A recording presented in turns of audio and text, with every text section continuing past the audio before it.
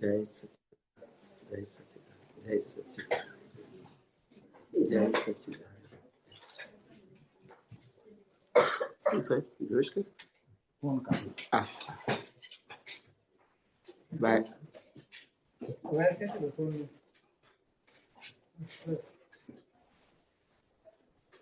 એ શું છે?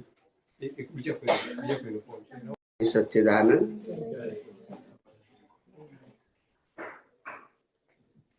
બેસી જાઓ.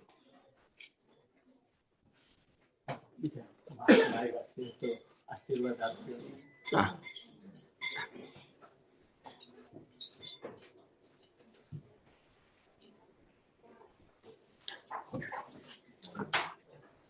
શિબિરમાં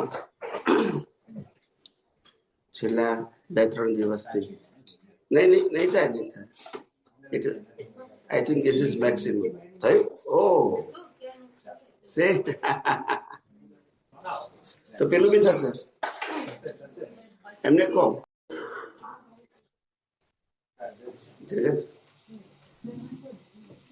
હ્યુમેનિટી,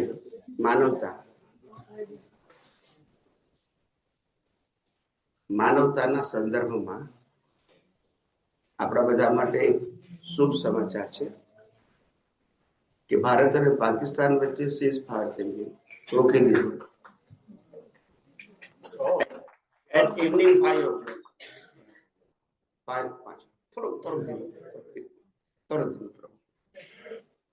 o'clock ઓફિશિયલ ન્યૂઝ આપી કે આપણા વિદેશ મંત્રીના જે પેલા હોય ને એસિસ્ટન્ટ પ્રવક્તા એનું ડિક્લેર ઓફિશિયલ. પણ ઇટ્સ અ ગુડ ન્યૂઝ, કારણ કે હ્યુમેનિટી સાચું ખોટું એ સેકન્ડરી સબ્જેક્ટ છે, પણ વોર થાય એટલે બંને બાજુએ નિર્દોષ માણસો જ મરે. દેવ નો કન્સર્ન. લશ્કર અહીંનું મરે કે ત્યાંનું મરે, પબ્લિક અહીંનું મરે કે ત્યાંનું, દે આર ટોટલી ઇનોસન્ટ. એટલે આઈ હોપ કે જે કંઈ થયું એ માનવતાના આધારે સારું થયું. આપણે બહુ ડિટેલ નથી વાત કરી, પણ આ સારા ન્યૂઝ છે. એટલે આપણું જીવન, કરંટ લાઈફ એક સંઘર્ષ છે. સંઘર્ષ. અને સંઘર્ષ શું છે? રિયલ અને રિલેટિવ નું ફાઇટ છે. શેની છે? રિયલ અને રિલેટિવ ની ફાઇટ છે. પાવર રિયલ નો છે. કોનો છે? અને રિલેટિવ કે છે હું પાવરફુલ છું. બોલતા નથી. So that always the show is power. I am powerful through the 5 senses. હું સારું સાંભળી શકું છું, જોઈ શકું છું, બોલી શકું છું, સૂંઘી શકું છું, ચાલી શકું છું, ક્રિયા કરી શકું છું, એક્શન, સ્પીચ, થોટ, એક્શન બધું કરી શકું છું. ખ્યાલ આવ્યો? અને આ બધા લાઈફ જીવી શકું છું, રિલેટિવ લાઈફ જીવી શકું છું. અને સોલ એવું કહે છે કે without my presence you can't do anything. Yes or no? એટલે આ જળ અને ચેતનનો સંઘર્ષ છે. જળ અવસ્થા રૂપે છે અને ચેતન તો ચેતન રૂપે છે. વિજ્ઞાન દ્રષ્ટિ મળ્યા પછી ખબર પડી હું પાવરફુલ તો ફૂલ છે.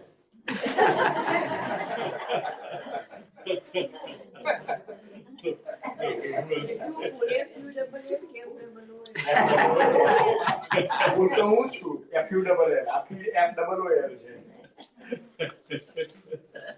એટલે આપણું આ જીવન જે સંઘર્ષમાં છે, એ સંઘર્ષ it is not a physical matter નો સંઘર્ષ છે. સંઘર્ષ દ્રષ્ટિનો છે, ક્રિયાનો. મન વચન કાયાનો સંઘર્ષ નથી. મન વચન કાયા તો they follow as per the law of nature. They have no choice. પણ જે દ્રષ્ટિ છે તે ઇન્ડિપેન્ડન્ટ છે. Power of vision is always independent.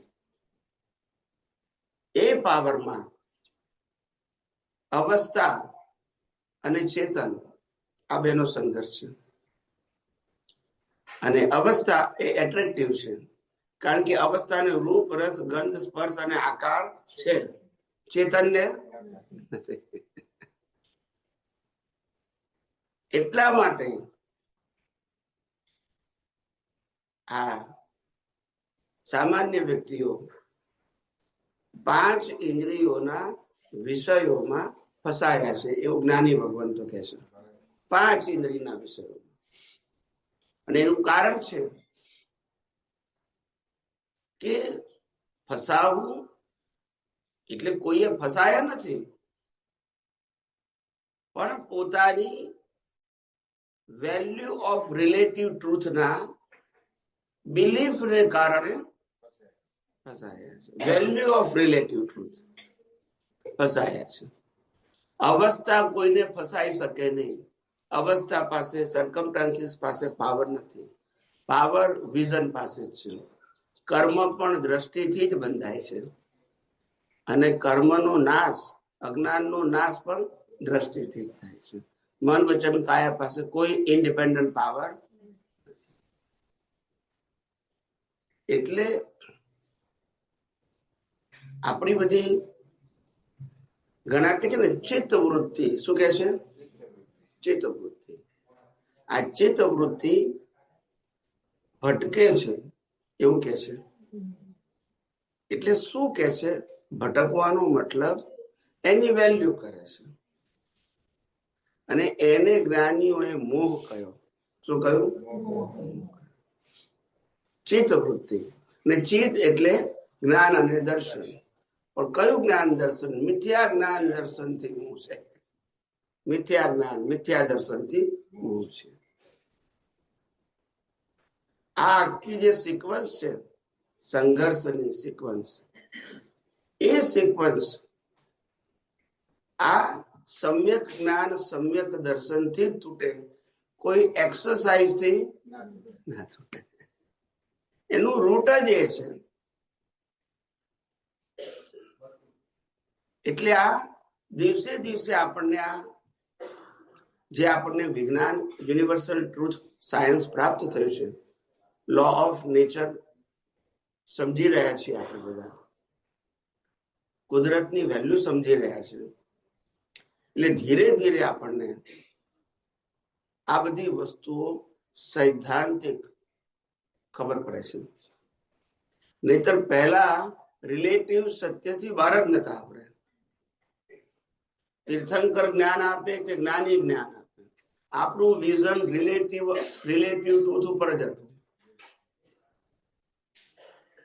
અને માટે અજ્ઞાનનો ક્યારે નાશ ના થાય. અજ્ઞાનનો નાશ રિલેટિવ સત્યના વિઝનથી. You never destroy the ignorance. You only do the પાપ, પુણ્ય and પ્રાયશ્ચિત. That's it. એટલે આ અને ભારત વર્ષના ઇતિહાસમાં ઘણા વર્ષો પછી આધ્યાત્મની અંદર અજ્ઞાનની ડેફિનેશન આવી કે રિલેટિવ સત્યની બિલીફ એ જ અજ્ઞાન. આવું કોઈએ કીધું? રિલેટિવ સત્ય અજ્ઞાન નથી. રિલેટિવ સત્યની બિલીફ એ અજ્ઞાન. રિલેટિવ સત્ય તો સત્ય છે જ ને, પણ એની બિલીફ એ અજ્ઞાન. આ મારું ઘર છે એ અજ્ઞાન નથી, પણ આ મારું ઘર છે એની જે બિલીફ છે લાઈવ વાળા ભાગમાં, એ અજ્ઞાન છે. આ તો રિલેટિવ સત્ય છે. આ શરીરનું મકાન છે, શરીરની સત્તા, સંપત્તિ, સંબંધ, સાધન શરીરના છે, પણ આ શરીર જ હું નથી. તો પછી ખ્યાલ આવ્યો? એટલે આ અજ્ઞાન હતું બિલીફનું. હવે બિલીફનું અજ્ઞાન બિલીફથી જ નીકળે, ક્રિયાથી નીકળે. એટલે દાદા ભગવાને આપતો સૂત્રમાં પહેલું સૂત્ર કહ્યું, તારે મોક્ષે જવું હોય તો કઈ જ કરવાની જરૂર નથી, અને તારે સંસારમાં ભટકવું હોય તો બધું જ કરવાનું. હવે કઈ નહીં કરવાનું એટલે ક્રિયા રૂપે નહીં, પુરુષાર્થ રૂપે કશું નથી. ઉદય રૂપે કરે એને પુરુષાર્થ કહેવાતો.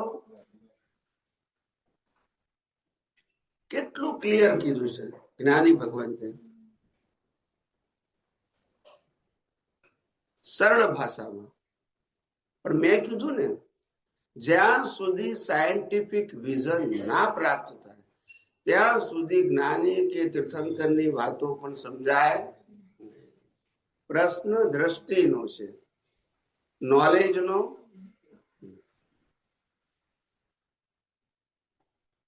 હમણાં અમારા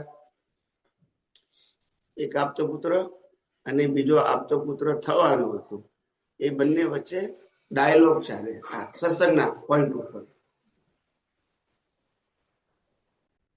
એ આપણા વિજ્ઞાનમાં હમણાંથી 2-3 વર્ષથી રેગ્યુલર આવે છે. એ આપતો પુત્ર થવાનો હતો, પછી નહીં થયું, પછી મેરેજ કરી નાખ્યા. અત્યારે ગવર્મેન્ટ જોબ છે. તે બંનેને સંઘર્ષ ચાલતું હતું, આ અક્રમ વિજ્ઞાન અને આધ્યાત્મિક વિજ્ઞાન. એકબીજાને વોટ્સઅપ ઉપર મેસેજ મોકલાયા કરે, પછી એનો રિવ્યુ મોકલાવે. એટલે હમણાં એક રિવ્યુ મોકલાયો એને, દાદા ભગવાનનું આપતા સૂત્ર કે સાચો સાયન્ટિસ્ટ તો સામાયિક પ્રતિક્રમણની ક્રિયામાં હાથ જ ના ગાળે. સાચો સાયન્ટિસ્ટ. અને આપણે શું બનાવીએ છીએ? ફોલોઅર્સ બનાવતા. સાચો સાયન્ટિસ્ટ સમાજ ના ગણાય.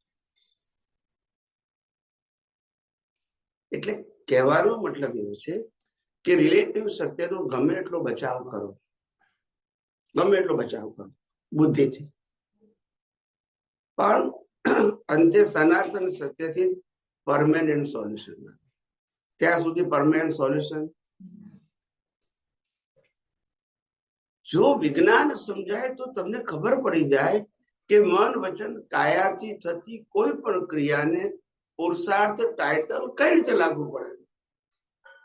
કોઈ પણ ક્રિયા, શુભ કે, કારણ કે અવસ્થા માત્ર, એમાં કઈ અવસ્થા ના આવે? બધી જ આવી ગઈ. તો પછી કુદરતી રચનામાં પુરુષાર્થ લાગે. પણ જ્ઞાની પુરુષ બોલવા છતાં પણ ના સમજાયું ને, કારણ કે દ્રષ્ટિ સાયન્ટિફિક નથી. એટલે બીજા આપતા પુત્રનો રિસ્પોન્સ શું આવ્યો છે? એક્સેપ્ટ કર્યું. એટલે ત્યાં સ્ટોપ થઈ ગયું ને, આ કીધું એટલે સ્ટોપ થઈ ગયું. એટલે હવે એક ચેપ્ટર પતી ગયું, ફાઇનલ થઈ ગયું. પ્રતિક્રમણ સામે વેઇટ હોય ને, આ વાક્યથી પતી ગયું. પણ અમારા મનમાં પ્રશ્ન ઉભો થયો ને, જવાબ ના આપ્યો ત્યાં સુધી. આ જવાબ આવી ગયો. ના, એ આપતો સૂત્ર મોકલાવ્યું, એ જ જવાબ ને, બીજો કયો જવાબ? પછી કાઉન્ટર ક્વેશ્ચન ના કર્યો, રિમાર્ક ના કરી, એમ ત્યાં સ્ટોપ થઈ ગયો. એટલે અમારે ઘણી વખત થિંકર સારા વિચારક આપતા પુત્રો સાથે when I am with જય સચ્ચિદાનંદ સંઘ, ત્યારે એક વસ્તુ ઉપર અમારે સંઘર્ષ થતું હતું વાતચીતમાં. જે 1-2 સારા આપતા પુત્રો વિચારો, એ લોકોનું મંતવ્ય એવું હતું કે આપણે પુરુષાર્થ કરીને, ભાવે કરીને, સમજણે કરીને વાણી વર્તન બદલી શકીએ છીએ. To some extent. આ એમના શબ્દો હતા. શું હતા? Some extent you change your speech and action, not 100%. અને હું એવું કહેતો હતો કે 100% ના બદલાય. That is the difference. હું પ્રિન્સિપલ ઉપર જતો હતો અને એ લોકોને એમ થાય કે એફર્ટ કરવાથી ચેન્જ શકાય. એટલે આવા ઘણા બધા મુદ્દાઓ સંઘર્ષમય થાય. પણ માણસને જ્યાં સુધી પ્રકૃતિથી પુરુષાર્થ થાય છે, એ બિલીફ જશે નહીં. શું કીધું? મન વચન કાયા રૂપી પ્રકૃતિથી પુરુષાર્થ થઈ શકે છે, એ બિલીફ ખલાસ કરવી પડશે. મન વચન કાયા એ કર્મ ભોગવવાનું સાધન, પુરુષાર્થનું સાધન. આ ક્લિયર કરવું પડશે, જેથી એફર્ટ નો કોઈ પ્રશ્ન આવે ના. બેસી જલ્દી સ્વામીજી, આમાં આપણે જે વાત કરી સાયન્ટિફિકલી હમ પેલો કે બદલી શકાય છે. હમ હમ. પણ એમાં એવું પણ કહી શકાય ને કે જો ગધોમાં એવો હિસાબ હોય તો પછી એની પછી પુરુષાર્થ ના કહેવાય ને, આપણે પુરુષાર્થ ના કહેવાય. તો એ પુરુષાર્થના સંદર્ભમાં કે છે બાકી જવાબમાં એવું થાય તમે છે કે તમારી ભાષા અને વર્તન બદલી શકો છો. Put the effort. સબ્જેક્ટ ના એ ખોટું. આ જ્ઞાનનો ઉપયોગ કરીને આનો ઉપયોગ કરીને બદલી શકો છો. That is a point. પછી એને વાગોળવાથી એને એનાલિસિસ કરવાથી આ બધા મુદ્દા હતા બદલવાના કારણ. ને હું કહું છું કે ના બદલા ખ્યાલ આવે? અને કેટલાક સેન્ટેન્સ જ્ઞાની પુરુષ દાદા ભગવાનના પણ એવા નીકળ્યા કે તમારો નિશ્ચય હોય તો વ્યવસ્થિત આડી દિવાલ બની જાય. એટલે અમુક વાક્ય એવા નીકળ્યા કે જેના આધારે પણ અમને ખબર પડી જાય કે આ એન્કરેજનું વાક્ય છે, આખી પ્રિન્સિપલ નથી. પણ એની પણ આવા બધા વાક્યોનો સહારો એ લોકોને મળી જાય. બુદ્ધિથી એનાલિસિસ કરે ને. સિદ્ધાંત ના પકડાય તો પછી એ જવાબ ટેલી ના થાય. કદાચ સાંભળવા વાળા વર્ગને સારું લાગે કે આપણે એફર્ટ કરીએ છીએ તો બદલી શકાય છે, કારણ કે દરેક વ્યવહારમાં તો આ માન્યતા છે કે પ્રયત્ન કરવાથી પ્રકૃતિને બદલી શકાય છે. એ ઓપિનિયન બધાનો છે ઓન એન એવરેજ. અને માટે એકબીજાને કહે છે પણ ખરા કે તું પ્રકૃતિ સુધાર, તારી સમજણ સુધાર, તારો વ્યવહાર સુધાર, આપણે એકબીજાને કહેતા જોઈએ છે. અને એટલે એ વાત એક્સેપ્ટ કરવા વાળો વર્ગ બધાનો હોય. આ વાત જલ્દી એક્સેપ્ટ પણ હવે માત્ર વિજ્ઞાનની વાતો કરવાનું જયારે કુદરતે સંજોગો આપ્યો, હવે ધીમે ધીમે એ વાત સમજવા માટે લોકો તૈયાર થાય છે. ડાયરેક્ટલી પણ ઇન્ડિયા, કારણ કે પ્રિન્સિપલ એ છે કે when you talk about I want to realize the pure soul, તો પછી તમે પ્રકૃતિ બદલવા માટે શા માટે ઇન્વોલ્વ થાવ છો, એન્ટર થાવ છો, એફર્ટ કરો છો? સેપરેટ રહો ને, it is more than enough છે. જે તમે નથી, જેના ઉપર તમારો કંટ્રોલ નથી, એને બદલવા માટે શું કામ પ્રયત્ન કરો છો? મીનિંગલેસ છે ને. દાદા એક વાક્ય આપ્યું હતું ને કે નિત્યમ ધ્યાયંતી બિંદુ સંયુક્તમ, એવું કે છે. નિત્યમ ધ્યાયંતી યોગિના કામદમ મોક્ષદમ છે.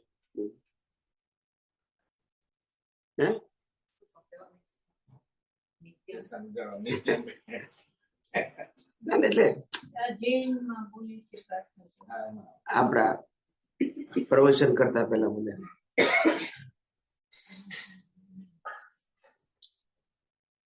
યોગ બિંદુ સંયુક્તમ, એટલે યોગ એટલે આત્મા, આત્મામાં જોડા, આત્માના સાથે એટેચ રહેવું, એ બિંદુ સંયુક્તમ કહેવાય. પણ મેં જેમ પહેલા દિવસે પ્રશ્ન પૂછાયો હતો કે ભાઈ અમે આ કોમર્સ અને સાયન્સ બેમાં ક્યાં ફસાઈ જઈએ છીએ, તે અહીંયા ફસાવો છો. કોમર્સની ભાષામાં કરોમી, કરોસી, કરોતી હોય જ, નહીં તો એ માર્ગ ચાલે. અને સાયન્સમાં એ ના હોય. હવે બેનું સાથે સાંભળો તો શું થાય? તમે કન્ફ્યુઝ થાવ. બંનેના સબ્જેક્ટ કેવા છે? લાઈન જ જુદી છે, આખી ફેકલ્ટી જ જુદી છે. શું છે? ફેકલ્ટી જ જુદી છે. ખ્યાલ આવ્યો? એટલે ગ્રહણ કરવું, શું કરવું? ગ્રહણ કરવું અને ત્યાગ કરવું. ત્યાગ કરવું એટલે છોડી દેવું. તો જે આપણા પુરુષાર્થને અનુરૂપ વાતો હોય એને ગ્રહણ કરવી, બાકીની ત્યાગ કરવી. ત્યાગ એટલે આમ ના છોડી દેવી, એનું ઇમ્પોર્ટન્ટ ના લેવું, બસ. બસ ખ્યાલ કે ભાઈ આ વાત ખોટી નથી, પણ મારે કામની પતી ગયું. હજારો લોકોને કામ નહીં હોય, પણ આપણે આમાંથી પાસ થઈને માટે કામની નથી. એ ખોટી છે એવું નથી કહેતા, આપણે એમાંથી પાસ થઈ ગયા છે માટે કામની નથી. એવી લાઈન ઓફ ડિમાર્કેશન આપણે આપણા વિઝનમાં બાંધવી પડશે. પછી આ બરાબર છે ને આ બરાબર છે, તમે કાયમ માટે પઝલમાં જ રહેશો. વિજ્ઞાનમાં પઝલ નથી, પણ તમે બંનેને એક્સેપ્ટ કરશો તમને પઝલ થશે. વિજ્ઞાન ક્લિયર છે. જ્ઞાની પુરુષ દાદા ભગવાનનું વાક્ય છે, આ જગતને પોસાય યા ના પણ પોસાય, છતાં હું કઈ જ કરતો નથી એવો નિરંતર ખ્યાલ હોવો, એનું નામ કેવળ દર્શન. નિરંતર હું કઈ જ કરતો નથી. હવે આ કેવળ દર્શનની વ્યાખ્યા આપી છે. આપણે આ વિજ્ઞાનમાં ટેલી થાય, ત્યાં ના થાય. હું કઈ જ કરતો નથી, આપણે જ કહીએ છીએ ને, કરે છે કોણ એ સમજે તો ઉકલે. એટલે આ વિજ્ઞાનમાં ટેલી થાય. સિદ્ધાંતના બધા વાક્યો ગમે તે બોલ્યા હોય, પણ વિજ્ઞાનમાં ટેલી થાય. ધર્મમાં ટેલી ના થાય. એટલે કીધું ને કે ધર્મ હંમેશા ભય સંજ્ઞા સાથે જોડાયો છે. શેના સાથે? અને વિજ્ઞાન નિર્ભય બનાવે, કારણ કે વિજ્ઞાનમાં પ્રકૃતિથી મુક્ત રહેવાનું. પછી ભય છે નું આત્મા ચેતન છે, અવિનાશી ચરણ શક્તિ વાળું છે, એ હું છું, એમાં રહેવાનું છે. તો પછી ભય છે નું પ્રકૃતિ છે, પણ એનાથી જુદું રહેવાનું છે. માટે વિજ્ઞાનની દ્રષ્ટિમાં ભય, પણ ધર્મની દ્રષ્ટિમાં તો ભય આવે છે. મારાથી પાપ થઈ ગયું, આમ થશે તેમ થશે, ભોગવટો આવશે, માફી ના માંગે તો ઊંઘ ના આવે. ભય સંજ્ઞા છે ને ખ્યાલ. એ આખા બંને સબ્જેક્ટ જુદા થઈ જાય. ધર્મ રિલેટિવ સત્ય બધું જ ભય ઉપર જ છે. ભય અને પ્રાપ્તિ, મેળવવાનું ને ગુમાવવાનું એ કોમર્સમાં આવે, સાયન્સમાં ધર્મનો બેઝ પણ ભય ઉપર જ છે. તો એના ઉપર જ હોય ને, ભય ઉપર.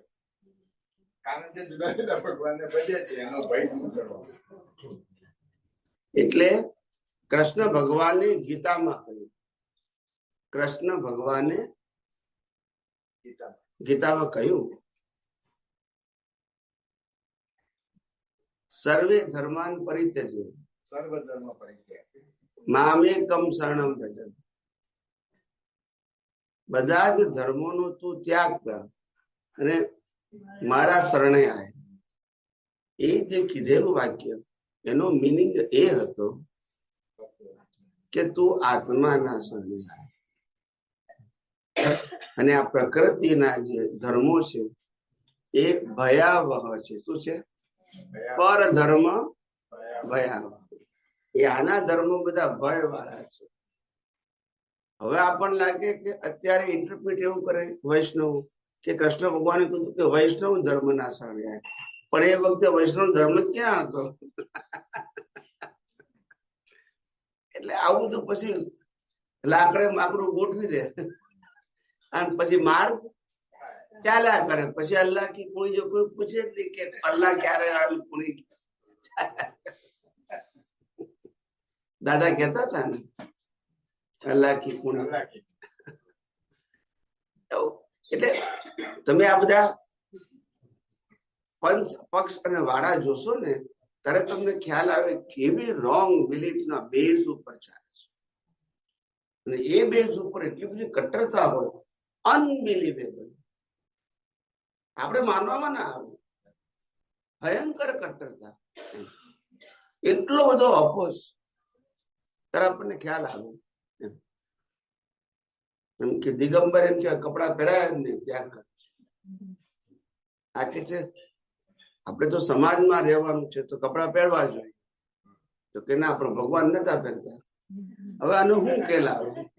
હવે આને શું લેવા દેવા? એમ કહો, એમાં આત્માને શું લેવા દેવા? પણ તો કે અમારો તમારો પંથ જુદો. પેલા કે અમે તો મૂર્તિને માનીએ જ નહીં, કારણ કે પાપ થાય. મૂર્તિ બનાવવામાં પાણી ચડાવવું, દૂધ ચડાવવું, પછી બધી વસ્તુ ભળો, કીડીઓ થાય, મરે, એ પાપ જ ના જોઈએ, મૂર્તિ જ ના જોઈએ. એટલે અમારું જુદું ને આવી નાની નાની બાબતોમાં કટ્ટરતા. પેલા કે છે અમારા તો છે ને બાળ કૃષ્ણ, યોગેશ્વર કૃષ્ણ અમારા નહીં, અમારે તો બાળ જ જોઈએ, એને નવડાવીએ એટલે મોટા નહીં. ખ્યાલ આવે? ગોપીઓ હાથે ફરતા હતા એ નહીં, ખ્યાલ આવે ને? એટલે દરેક ને પોતપોતાની કેવી માન્યતા છે એ જોવું છે. અને માન્યતાની પાછી પકડ હોય જબરજસ્ત. પણ આ બધા સ્ટેપિંગ સ્ટોન્સ છે ને, એમાંથી ને આપણે પસાર થઈને તો આવ્યા છે ને. હા, સ્ટેપિંગ સ્ટોન માંથી પસાર થઈને આવ્યા છે, વાત સાચી છે. પણ આ બધી વાતો એટલા માટે કરવાની કે વળી પાછા સ્ટેપિંગ સ્ટોન માં રિટર્ન ના જાવ. સ્ટેપિંગ સ્ટોનમાં આગળ વધે છે, ખબર ના પડે પછી. એટલે સરસ વાતો આવે ને પાછું ખેંચી જાય, એક્ઝિટ લઈ જાય. હા, એટલે શું કરે પછી? હવે સ્વામિનારાયણમાં કે ભાઈ સ્વામિનારાયણમાં ભગવાને 4 ગાદી સ્થાપી હતી. એમના ફેમિલીના મેમ્બર હતા અને 4 ગાદીથી માર્ગ ચાલતો હતો. એ ચાલતા ચાલતા ચાલતા યોગીજી મહારાજ આવે તો કે આવું કેવું? સંસારી માણસો ત્યાગીઓને હાકે, ત્યાગી જ જોઈએ કે છે, ગાદી ઉપર કોણ જોઈએ? ત્યાંથી માર્ગ શું થઈ ગયો? બદલાઈ ગયો.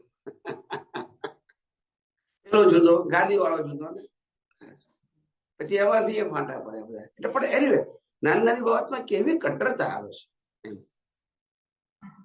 આપણામાં જો દાદામાં સચ્ચિદાનંદ સ્વરૂપ જુદો અને અક્રમ વિજ્ઞાન ફાઉન્ડેશન જુદો. એકબીજાને કોઈ લેવા દેવા નહીં. એટલે તમે જુઓ કે નાની આ રિલેટિવ સત્યની બિલીફ કેટલી કટ્ટરતા ઉભી કરે છે કશું જ નહીં. અને એને આત્માને કોઈ લેવા દેવા, માન્યતાને લેવા દેવા છે. પકડશે નહીં છે રોંગ બિલીફ. ખ્યાલ તે આ સારો સમય હોય ને ત્યારે આવું ના હોય. સારો સમય હોય ત્યારે દરેક વ્યક્તિ પોતપોતાની વાતને વ્યક્ત કરે, દરેક વ્યક્તિ વ્યક્ત કરે. પણ દરેક ત્યાગીઓનું દરેક ગામમાં સન્માન કરે. અને ધર્મનું સ્થાન, પ્રવચનનું સ્થાન, ઉતારાનું સ્થાન એક જ હોય. ગામમાં એક ચોરો હોય, ત્યાં મકાન હોય, ઉપર એમનો ઉતારો હોય, નીચે પ્રવચન હોય, અને પેલું વોર બાજી આવે, વોર વાગ્યા તો કોઈના ઘેરથી જમી આવે આવું. પણ કોમન પ્લેસ હતું. અને ગામમાં થાળી વગાડે એટલે બધા આવી જાય. કયા ધર્મના શું છે કોઈ માથાકૂટ જ નથી. એ સરળ જીવો હતા. અને દરેક ધર્મગુરુ પોતપોતાનું પ્રેઝન્ટેશન કરતા હતા અને આગળ ધર્મગુરુ પણ જગાતા કે આ મારા શિષ્યો છે. એ તો 2-4 દિવસ રહે અને પોતાનું જે જ્ઞાન એની પાસે છે એ લોકોને વેચીને પાછા આગળ જતા. તેમાં મારા તારા એવું હતું. એટલે બંનેમાં સરળતા હતી, કટ્ટરતા નથી. કાળને કારણે જો કટ્ટર થાય અને એના કારણે શક્તિઓ વેડફાવા માંડી. શું થઈ? પોઝિટિવ કરતા નેગેટિવ શક્તિના પાવર બહુ હોય. પોઝિટિવ કરતા નેગેટિવ શક્તિના પાવર બહુ હોય. કારણ કે પોઝિટિવમાં તો એકબીજા માટે સારું કરવાનો ભાવ છે અથવા પ્રયાસ છે. પણ નેગેટિવ કરવા માટે તો કે એને આગળ જવા જ નહોતું. કોઈ પણ ભોગી કે છે એના બધા જ પ્રયત્નો નેગેટિવ ના આધારે સ્ટોપ કરવા માંગતો હોય, આગળ જતા આવું છે. આ બધી શક્તિઓ બધી માણસો લાયા હોય ઉદય કર્મમાં અને વ્યક્ત થાય પછી એને એના સપોર્ટરો મળી આવે. શું મળી આવે? તો જ ચાલે, નહીં તો ચાલે. ત્યાં શરૂઆતમાં શિબિર કરેલી.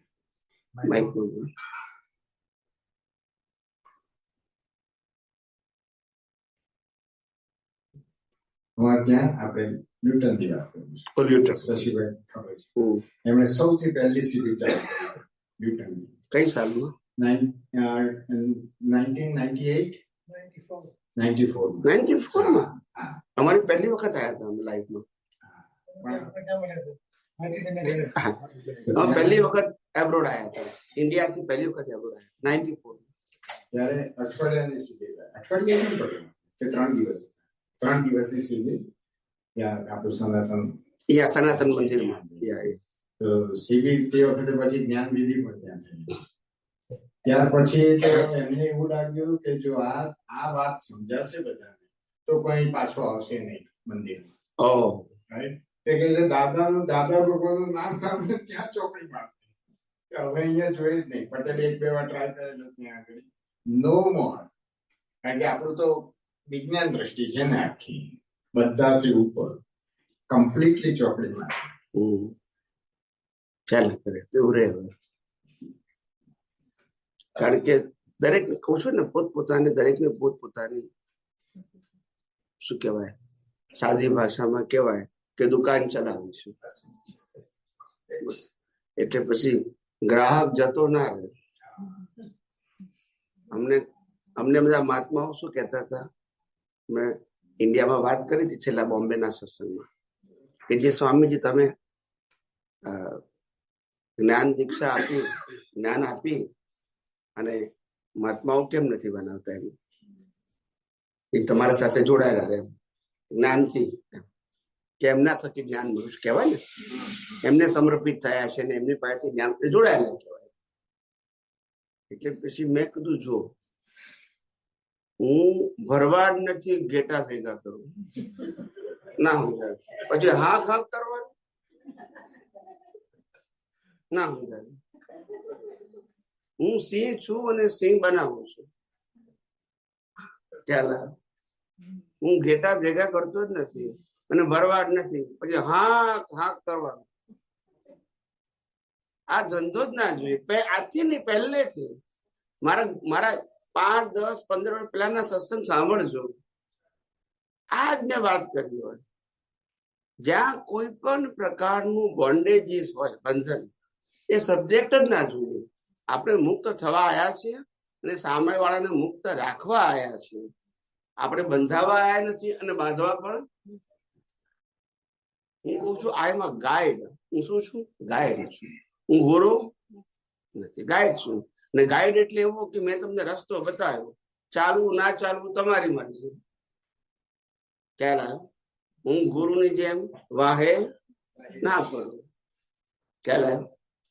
સમજાય છે ને? મારું કામ નહીં એમ. અને કોઈ નતા વાહે પડતા. રામકૃષ્ણ મારું કોઈ વાહે નતા પડતા. ખ્યાલ આવ્યો? કેટલા અવતારોથી માર ખાઈને આવેલા સાહેબ, કેટલાય અવતારથી. ગયા અવતાર તો એક જ વસ્તુ છે, પણ કેટલાય અવતારથી માર ખાધેલો. જે માણસે પોતે જયારે સ્વતંત્ર રીતે રજૂઆત કરવાની શરૂઆત કરી ત્યારથી જ કહી દીધું, મંદિર, સંસ્થા, શિષ્ય, વરઘોડા અને રિચ્યુઅલ્સ એ મારો વિષય. આવું ક્યારે કેટલું ક્લિયર બોલી શકે આવું માણસ? કેટલું એનું વિઝન ક્લિયર હોય કે આ બધામાંથી માર ખાતો ખાતો બહાર નીકળ્યો હોય. હવે હું તમને ક્રિયા આપું ને તમે ના આપો, ફરી પાછું મારે તમને કહેવું પડે કે તમને આટલું કરતા આનાથી આવડતું તમે થાય ને પાછું આનું આ જ ચાલે. એટલે પછી આ આખો માર્ગ રિલેટિવ સત્યનું થઈ જાય. કેવો થઈ જાય? પછી તમારી વાહે વાળે બધા પાછળ ટોરું વધતું જાય. શરૂઆત થી કામમાં બનતા ગયા.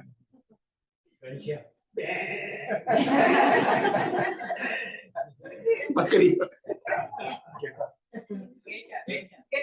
ના, એટલે તમને આ એટલા માટે કહેવા માંગુ છું કે આપણે હવે સિંહ થયા છે. દ્રષ્ટિએ કરીએ, વ્યવહાર કરી નથી કહેતો. વ્યવહાર તો આપણો ઉદય છે.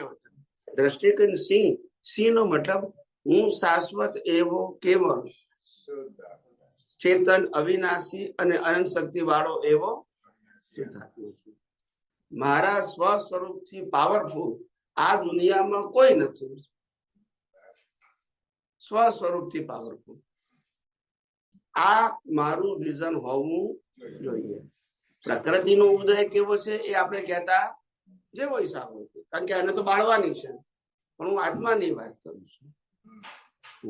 અને બીજું, પ્રકૃતિ સારી ખરાબ છે એનો બોજો રાખવો નહીં, કારણ કે પ્રકૃતિ આપણી નથી.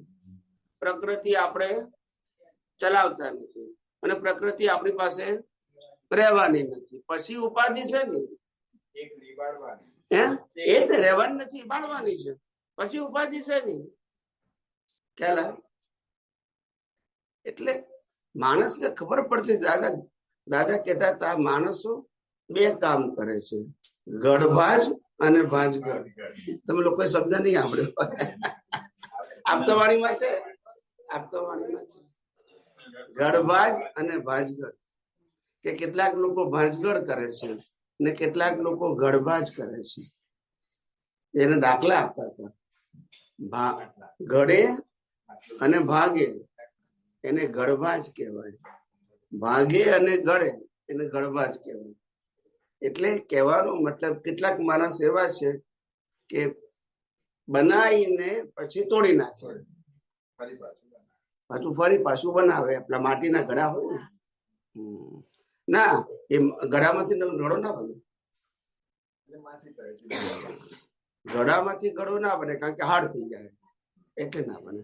એ રીતે આપણે કહેવત પડી છે કે પાકે કાંઠલે ઘડો ચડે, બરે પાકે કાંઠે ના, પાકે ઘડે કાંઠલો ના છે. કારણ કે પાકું થઈ ગયું એટલે ચોંટે નહીં. પછી જ્યાં સુધી સોફ્ટ હોય ને ત્યાં સુધી ચોંટી જાય, પછી ના થાય, હાર્ડ થાય એવું. એટલે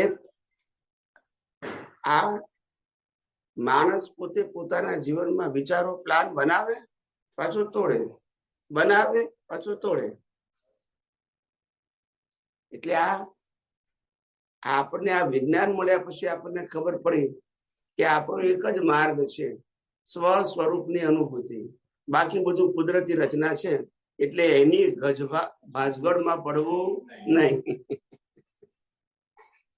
બોલીએ તો ખરા કે પ્રકૃતિનું એક પણ ગુણ મારો, એક પણ ગુણ, એવું બોલીએ ખરા, પણ તો પ્રકૃતિના ગુણો હાથે પહેરી દઈએ પાછા કે આ તો સારો ગુણ છે, આ તો ખરાબ છે, આ તો આમ છે, આ તો તેમ છે. આપણી પ્રકૃતિ કે બીજાની પ્રકૃતિ, આવું થઈ જાય છે. એટલે જ્ઞાની ભગવાન તો ખાલી મુક્ત રહેતા હોય અને મુક્ત રાખતા હોય. એનું કારણ શું છે? તમે કોઈને પણ બાંધો ને તો તમે મુક્ત રહી જ ના શકો. તમે કોઈને બાંધો, તમે કોઈ વ્યક્તિને બાંધ્યા નીતિ નિયમોથી, તો બીજી સાઈડ તમે બંધાયેલા છો ને, two follow the rules and. એટલે તમે એકબીજા સાથે બંધાયેલા જ છો, તમે મુક્ત. ખ્યાલ આવ્યો? એટલે આ મુક્તિનો માર્ગ છે, એ સરળ, સહજ અને સુગમ છે. હરિનો માર્ગ છે સુરાનો, એ સમજાય તો જોડે. જો આ સરળ ને સહજ હોય તો પેલા શું કહેવા માંગતા? એ તો હરિભાઈ આવે ત્યારે.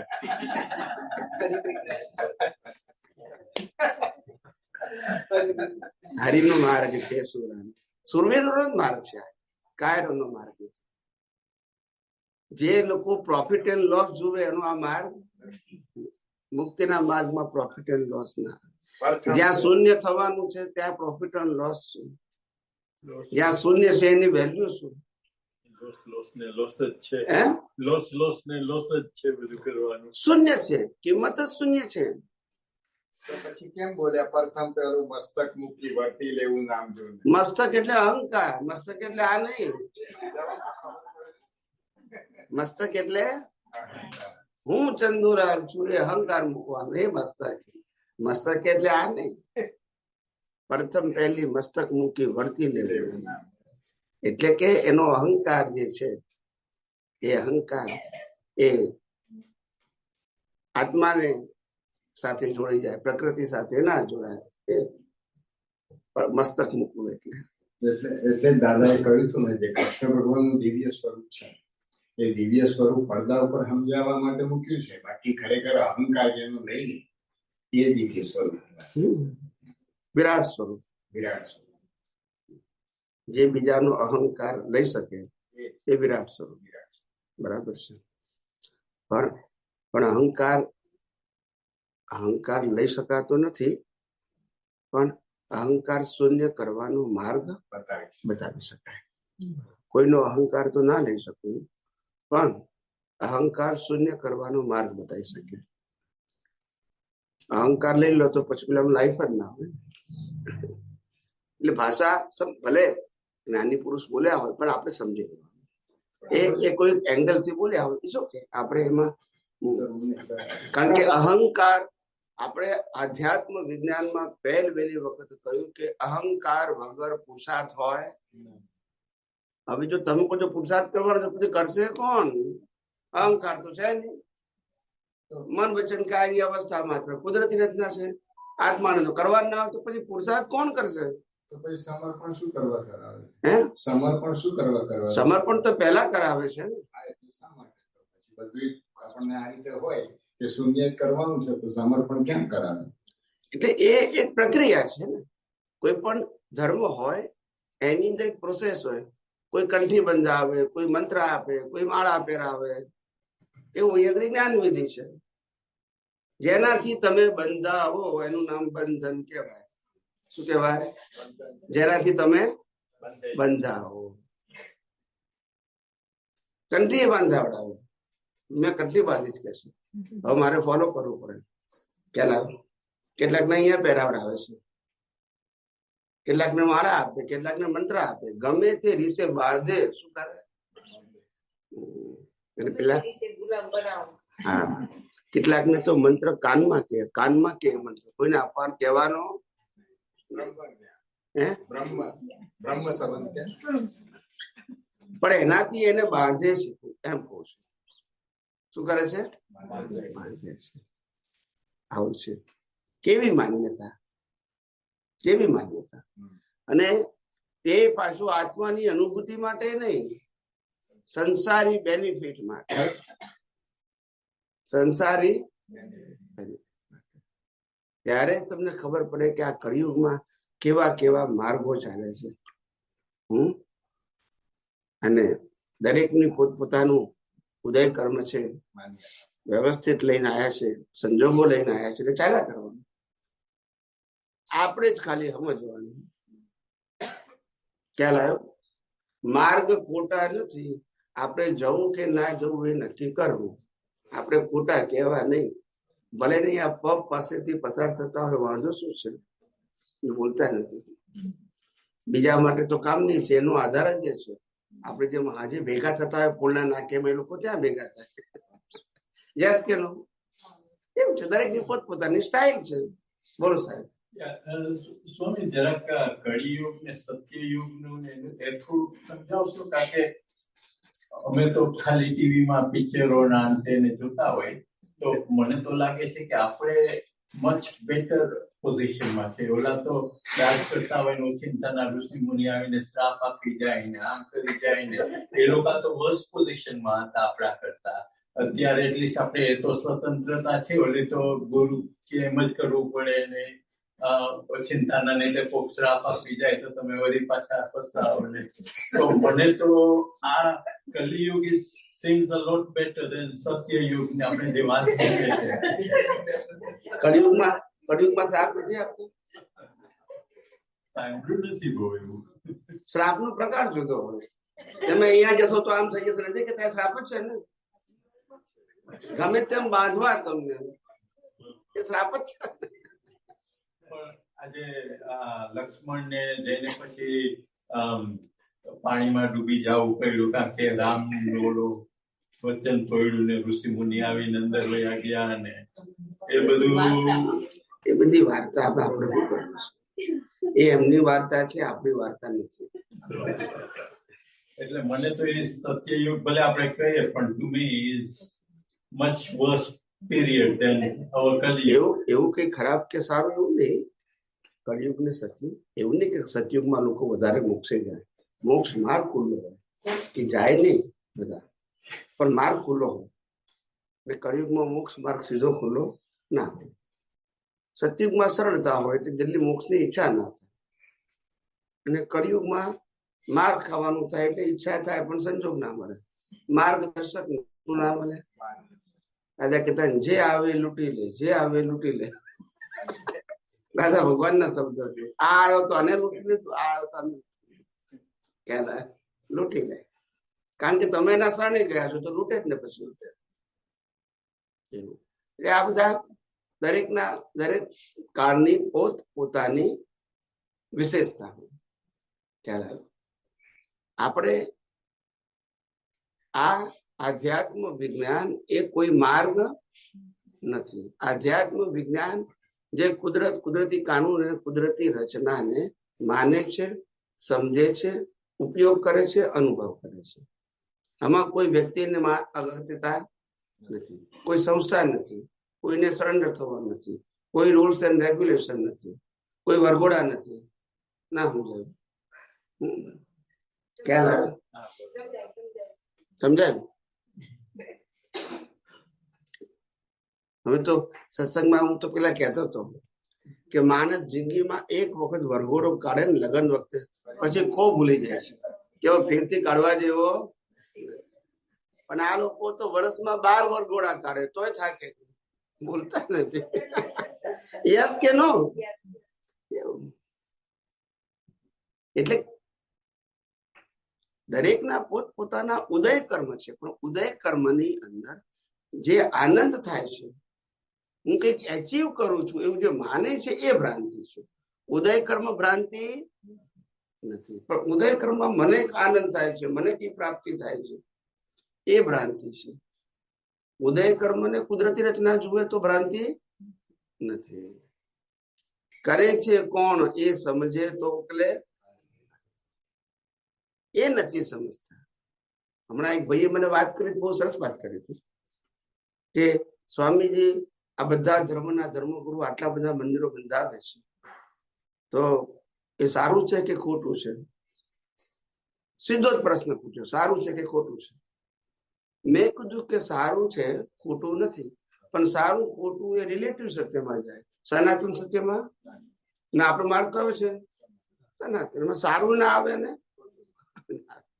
જ્યાં પાપ પુણ્યની વાત છે ત્યાં સારું ખોટું. તો પછી એટલે સબ્જેક્ટ છે. શું છે? પણ કહું છું ને કે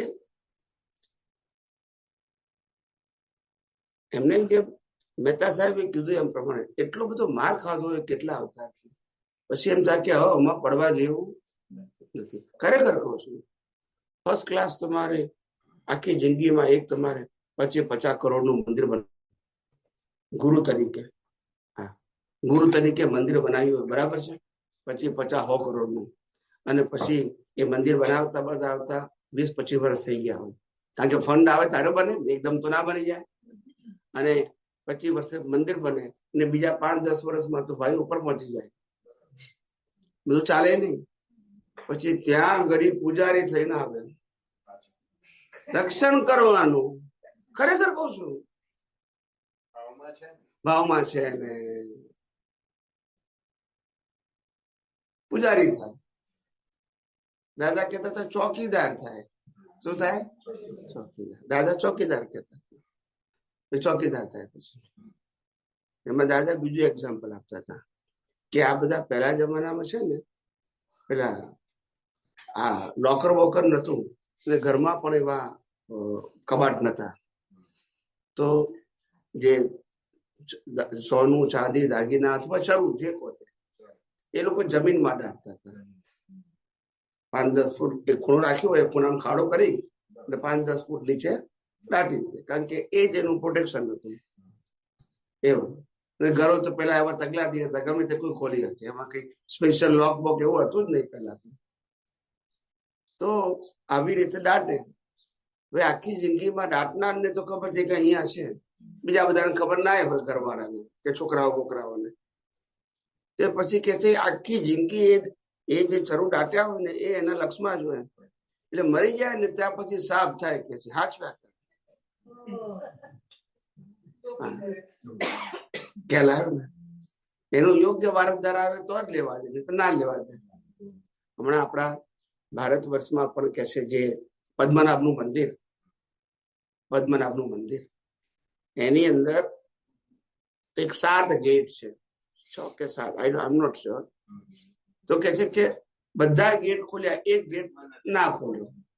એ કે છે કે એ ગેટ ખોલશો ને તો બહુ મોટું નુકસાન થશે એવું એટલે કે છે. એટલે લોકવાયકા કે વટ એવર એ લોકોને પેલા પુસ્તકમાં લખ્યું હશે કે આઈ ડોન્ટ નો, પણ એવું વિચાર કરો કેટલા વર્ષો પહેલા બંધાયેલું પદ્મનાભ. વિચાર કરો શું હા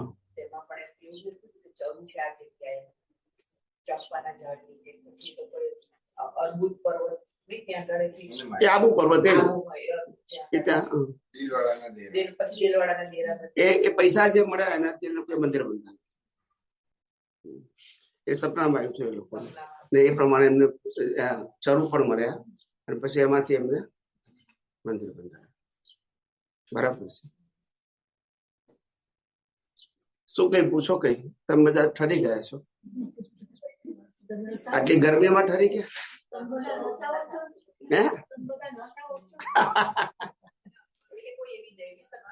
કઈક વાત કરો. આ તો સાધારણ વાત કરવી છે. બધું કે આપણે વિજ્ઞાનમાં બધું કે ભારે ના હોય કે આપણું વિજ્ઞાન બહુ લાંબુ ચોડું નથી. તમારા પ્રશ્નને આધારે આટલા બધા સત્સંગ થાય છે. વિજ્ઞાન એવું લાંબુ નથી, પણ આપણને જેટલા એંગલ થી ના સમજાતું હોય તો હું પૂછું એટલે એ એંગલ થી હું આ બધા શાસ્ત્રો એમ જ બન્યા છે. બધા શાસ્ત્રો દાદા ભગવાન કહેતા હતા કે વિજ્ઞાન તો એકદમ શોર્ટ છે, ખ્યાલ શુદ્ધાત્મા અને સંજોગો બે જ છે, ખ્યાલ આવે ને, પણ સમજાવવું જોઈએ ને. શબ્દો આપ્યા હતા શૌચાલય અને ભોજનાલય કવિરાજના પદ શબ્દોમાં આખું વિજ્ઞાન છે. ભોજનાલય અને શૌચાલય પૂરણ ગલન ને પૂરણ ગલન ચાલ્યા જ કરે અનંત અવતાર. આવો જગ્યા ખાલી છે. તમારે કામ ના આવતો હોય તો આવો પદ ગાઓ જે નક્કી કર્યું છે. પછી હા પ્લીઝ જે ગાવું હોય ને માઇક રાખજો અને જોઈન્ટ માઇક પણ રાખજો. પછી રિપીટ કરવા વાળા બીજા કોઈને ગાવું છે? કહીએ છીએ ને પ્રકૃતિની કુદરતી રચના જોઈએ તો બધા ગ્રહ વશ થયેલા છે એવું સત્સંગમાં સમજાવશો? પ્રકૃતિની કુદરતી રચના જુઓ એટલે બધા ગ્રહો વશ થઈ ગયા. એનું કારણ છે ને કે ગ્રહો પ્રકૃતિને અસર કરે, આત્માને ના કરે. અને તમે પ્રકૃતિથી મુક્ત થઈ ગયા તો તમને એકે ગ્રહ અસર ના કરે. દ્રષ્ટિએ કરીને દ્રષ્ટિએ કરીને ગ્રહો હોય એ ગ્રહો કોને અસર કરે? કે આત્માને કરે? હા, તમે પ્રકૃતિથી મુક્ત છો તો તમને કઈ રીતે અસર કરે? તમારી પ્રકૃતિને કરે પણ તમને એ તો કુદરતી રચના છે ને. વસનો મતલબ શું? તમારા માટે એ સબ્જેક્ટ રહ્યો આને વસ કરે કે ના કરે, પણ આ સબ્જેક્ટ તમારો નથી તો પ્રશ્ન ક્યાં આવ્યો? આપણે એમ કહીએ કે પ્રકૃતિનો એક પણ ગુણ મારામાં નથી, મારો એક પણ ગુણે કરી બંને સર્વથા સામીપ્ય ભાવને લઈને. તો આપણે સામીપ્ય ભાવ તો છે નહીં, જાગૃતિ છે તો પ્રકૃતિ જુદા ને આપણે જુદા. તો પછી ગ્રહોની અસર પ્રકૃતિને થાય હિસાબ પ્રમાણે, પણ આત્માને તો. અને આપણે પ્રકૃતિથી મુક્ત છીએ એની અનુભૂતિ કરવા પ્રયાસ કરીએ છીએ. એટલે આપણને એક ગ્રહ નડે નહીં, પ્રકૃતિને નડે. આ બધા ગ્રહો એને જ લાગુ પડે, આત્માને લાગુ ના પડે. અને આત્મા પ્રકાશક છે, જ્ઞાન પ્રકાશક. તો ઘણી વાર એવું સાંભળ્યું નજીક રાખો. ઘણી વાર એવું સાંભળ્યું છે કે પ્રતિબિંબ કરે છે, એટલે હા એ બીજી ભાષા છે. પ્રતિબિંબ એટલે શું? પ્રતિબિંબ અને માને સાચું અને ચકલી મારે સાચું. તો પ્રતિબિંબ એટલે શું? અવર કરંટ લાઈફ ઇઝ અ પ્રતિબિંબ ઓફ પ્રીવિયસ બર્થ કોઝ. એ બિંબ હતું, એનું આ શું છે? અને પ્રતિબિંબ ને આપણે શું માનીએ છીએ? સાચું. અને એકબીજાને રાગદ્વેષ કરીએ છીએ. આત્મામાં તો પ્રતિબિંબ થતું નથી, એ સબ્જેક્ટ જ નથી આવતો. કોઝ છે એ બિંબ છે અને ઇફેક્ટ છે પ્રતિબિંબ. અને પ્રતિબિંબને સાચું માનીએ છીએ એટલે રાગદ્વેષ કરીએ છીએ પાછા. ઝળકે છે એટલે શું ઝળકે છે આત્મામાં? સમજાવો. આત્માના પ્રકાશની અંદર આ પ્રતિબિંબની અવસ્થાઓ ઝળકે છે, એને પેલો રોંગ બિલીફ વાળો સાચું માને છે. પ્રકાશ તો આત્માનો ખરો જ ને, નહીં તો ઝળકે પ્રકૃતિને કેવી રીતે જોઈ શકે? પ્રકૃતિ આત્માના પ્રકાશની હાજરીમાં પ્રતિષ્ઠિત આત્મા પ્રકૃતિને જુએ, જાણે છે. તે વખતે એની પાસે અજ્ઞાન છે એટલે એ પ્રતિબિંબની અવસ્થાઓને સાચી માને છે. પ્રતિબિંબ એટલે પેલું હું શરીર છું, પછી મન વચન કાયા હું ચલું છું, સત્તા સંપત્તિ સંબંધ સાધન મારા છે. આ બધું પ્રતિબિંબમાં પણ આ બિલીફ રોંગ છે એટલે કર્મ બંધાય છે. અને હવે આપણે આ પ્રતિબિંબ વાળા ભાગને કુદરતી રચના જોયું એટલે રોંગ બિલીફ રહી. એટલે સાચું ખોટું ને રહ્યું જ નહીં. પછી આપણે શુદ્ધ આત્મા ને બાકી બધું કુદરતી રચના. એ કુદરતી રચનાવાળો ભાગ એ પ્રતિબિંબ છે. પ્રતિબિંબ એ આપણે નથી અને આપણું પણ ખાલી માનીએ જ છે. એટલે પ્રતિબિંબ એટલે શું? ફેક્ટ ના હોય, ઇલ્યુઝન હોય. પ્રતિબિંબનો આધાર બિંબ ઉપર હોય. શેના ઉપર હોય? આપણે હોય તો આપણું પ્રતિબિંબ મિરરમાં પડે, પણ આપણે ના હોય તો. એવી રીતે કોઝ હોય તો ઇફેક્ટ, પણ કોઝ ના હોય તો એવી રીતે. આ તો ભાષા એવી છે, આપણે ભાષાનો અર્થ સમજવાનો. કવિરાજે એમની ભાષામાં લખ્યું છે, આપણે એનો મર્મ સમજી લેવાનું કે શું કહેવા માંગે છે. જ્ઞાની પુરુષ દાદા ભગવાને તો ઘણી બધી વિજ્ઞાનની વાતો કન્ટિન્યુઅસલી પણ ટુકડે ટુકડે કરી છે. છેલ્લા વર્ષમાં બહુ વધારે કરી, પણ હવે એને આપણે ગ્રાસ્પ કરવી, એનાલાઇઝ કરવી એ તો વ્યક્તિગત વિષય છે. એમને માત્ર વિજ્ઞાન કીધું હોત તો આટલું પઝલ. આપણે અહીંયા માત્ર વિજ્ઞાન કહે છે, કોઈ થાય છે પઝલ? હવે વિજ્ઞાનથી આવું રેડિયો સાથે વાત કરીશું પાછું. એટલે દાદાશ્રી એક સ્ટેટમેન્ટ આપ્યું હતું કે છે કે જો તમે આ મન વચન કાયાથી જુદા છો, છૂટા છો, તો આ બ્રહ્માંડની કોઈ પણ શક્તિ તમને અસર ના કરે. બ્રહ્માંડથી છૂટા, ભલે ને આ બધા તત્વો હોય જે હોય, પણ તમે નથી. અવસ્થાઓ હોય, તત્વો. એટલે જે વ્યક્તિ પોતાના મન વચન કાયાથી મુક્ત છે એ બ્રહ્માંડથી મુક્ત છે. બસ. બ્રહ્માંડ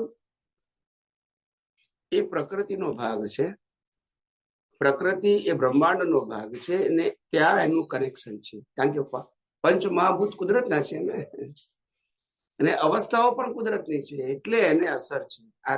આ ગ્રહો બહુ બધું એટલે લાગુ પડે, કુદરતનું કામ બધું. આત્માને કશું લાગુ પડતું નથી. આજ વિજ્ઞાન છે, આ વિજ્ઞાન. છેલ્લું વિજ્ઞાન. હવે આપણે એને કઈ રીતે રિયલાઇઝ કરી શકીએ છીએ, એપ્લાય કરી શકીએ છીએ, સેપરેશન ફીલ કરી શકીએ છીએ, એ દરેકનો વ્યક્તિગત પુરુષાર્થ છે.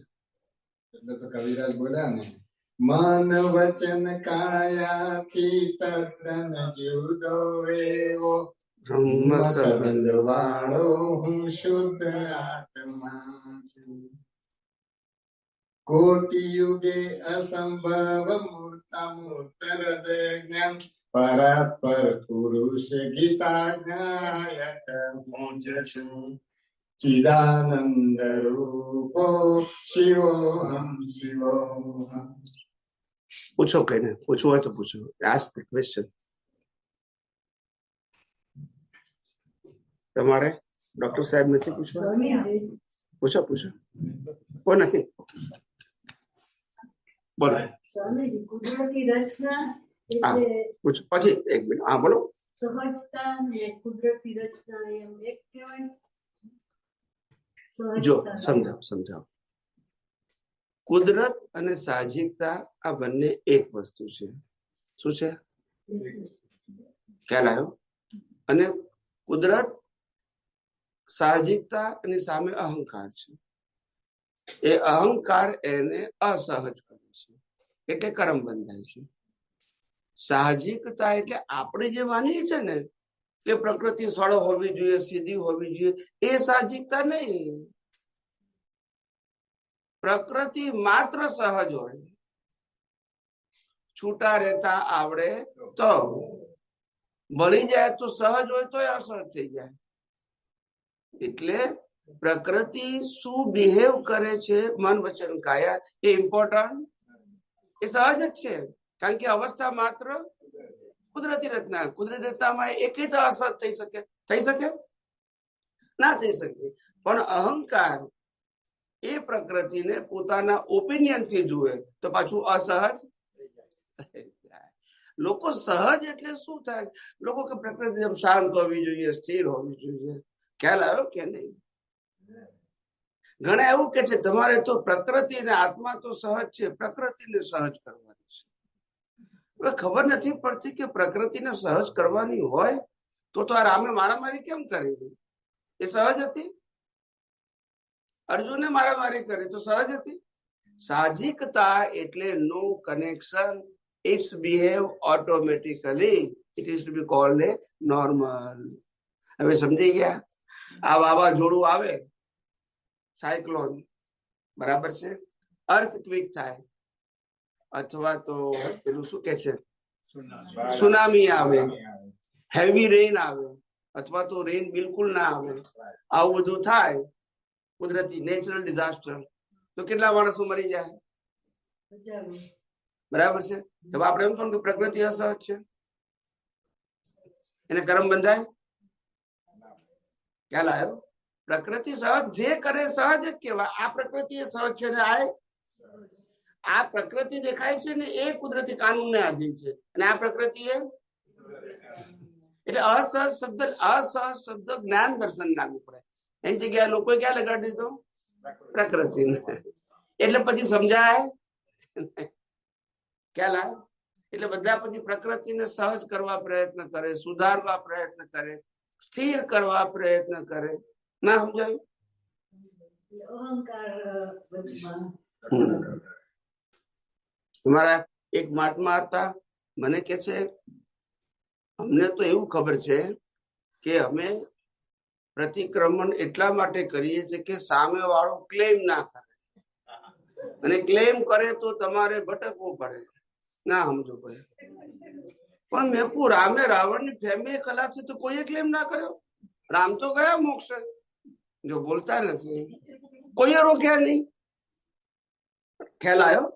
કૃષ્ણ ભગવાનની હાજરીમાં અર્જુને કૌરવ ફેમિલી ખલાસ કર્યો, કોઈએ ક્લેમ ના કર્યો. અર્જુન તો મોક્ષે ગયા. કોઈના ક્લેમ ના આધાર આપણે હોઈએ, આપણી અજ્ઞાનતાને આધાર હોઈએ. પોતાના અંતસ્કરણને આધાર છે બધું. હા, પોતાની અજ્ઞાનતાને કારણે આ બધી ઉપાધિ છે. બીજાની અજ્ઞાનતાની ઉપાધિ સાથે આપણે લેવા દેવા નથી. એને જે અજ્ઞાનતા હોય છે. મહાવીર ભગવાન ઉપર રાગ કરનારા અને દ્વેષ કરનારા તે વખતે હતા, પણ તો એ મહાવીર તો મોક્ષે ગયા.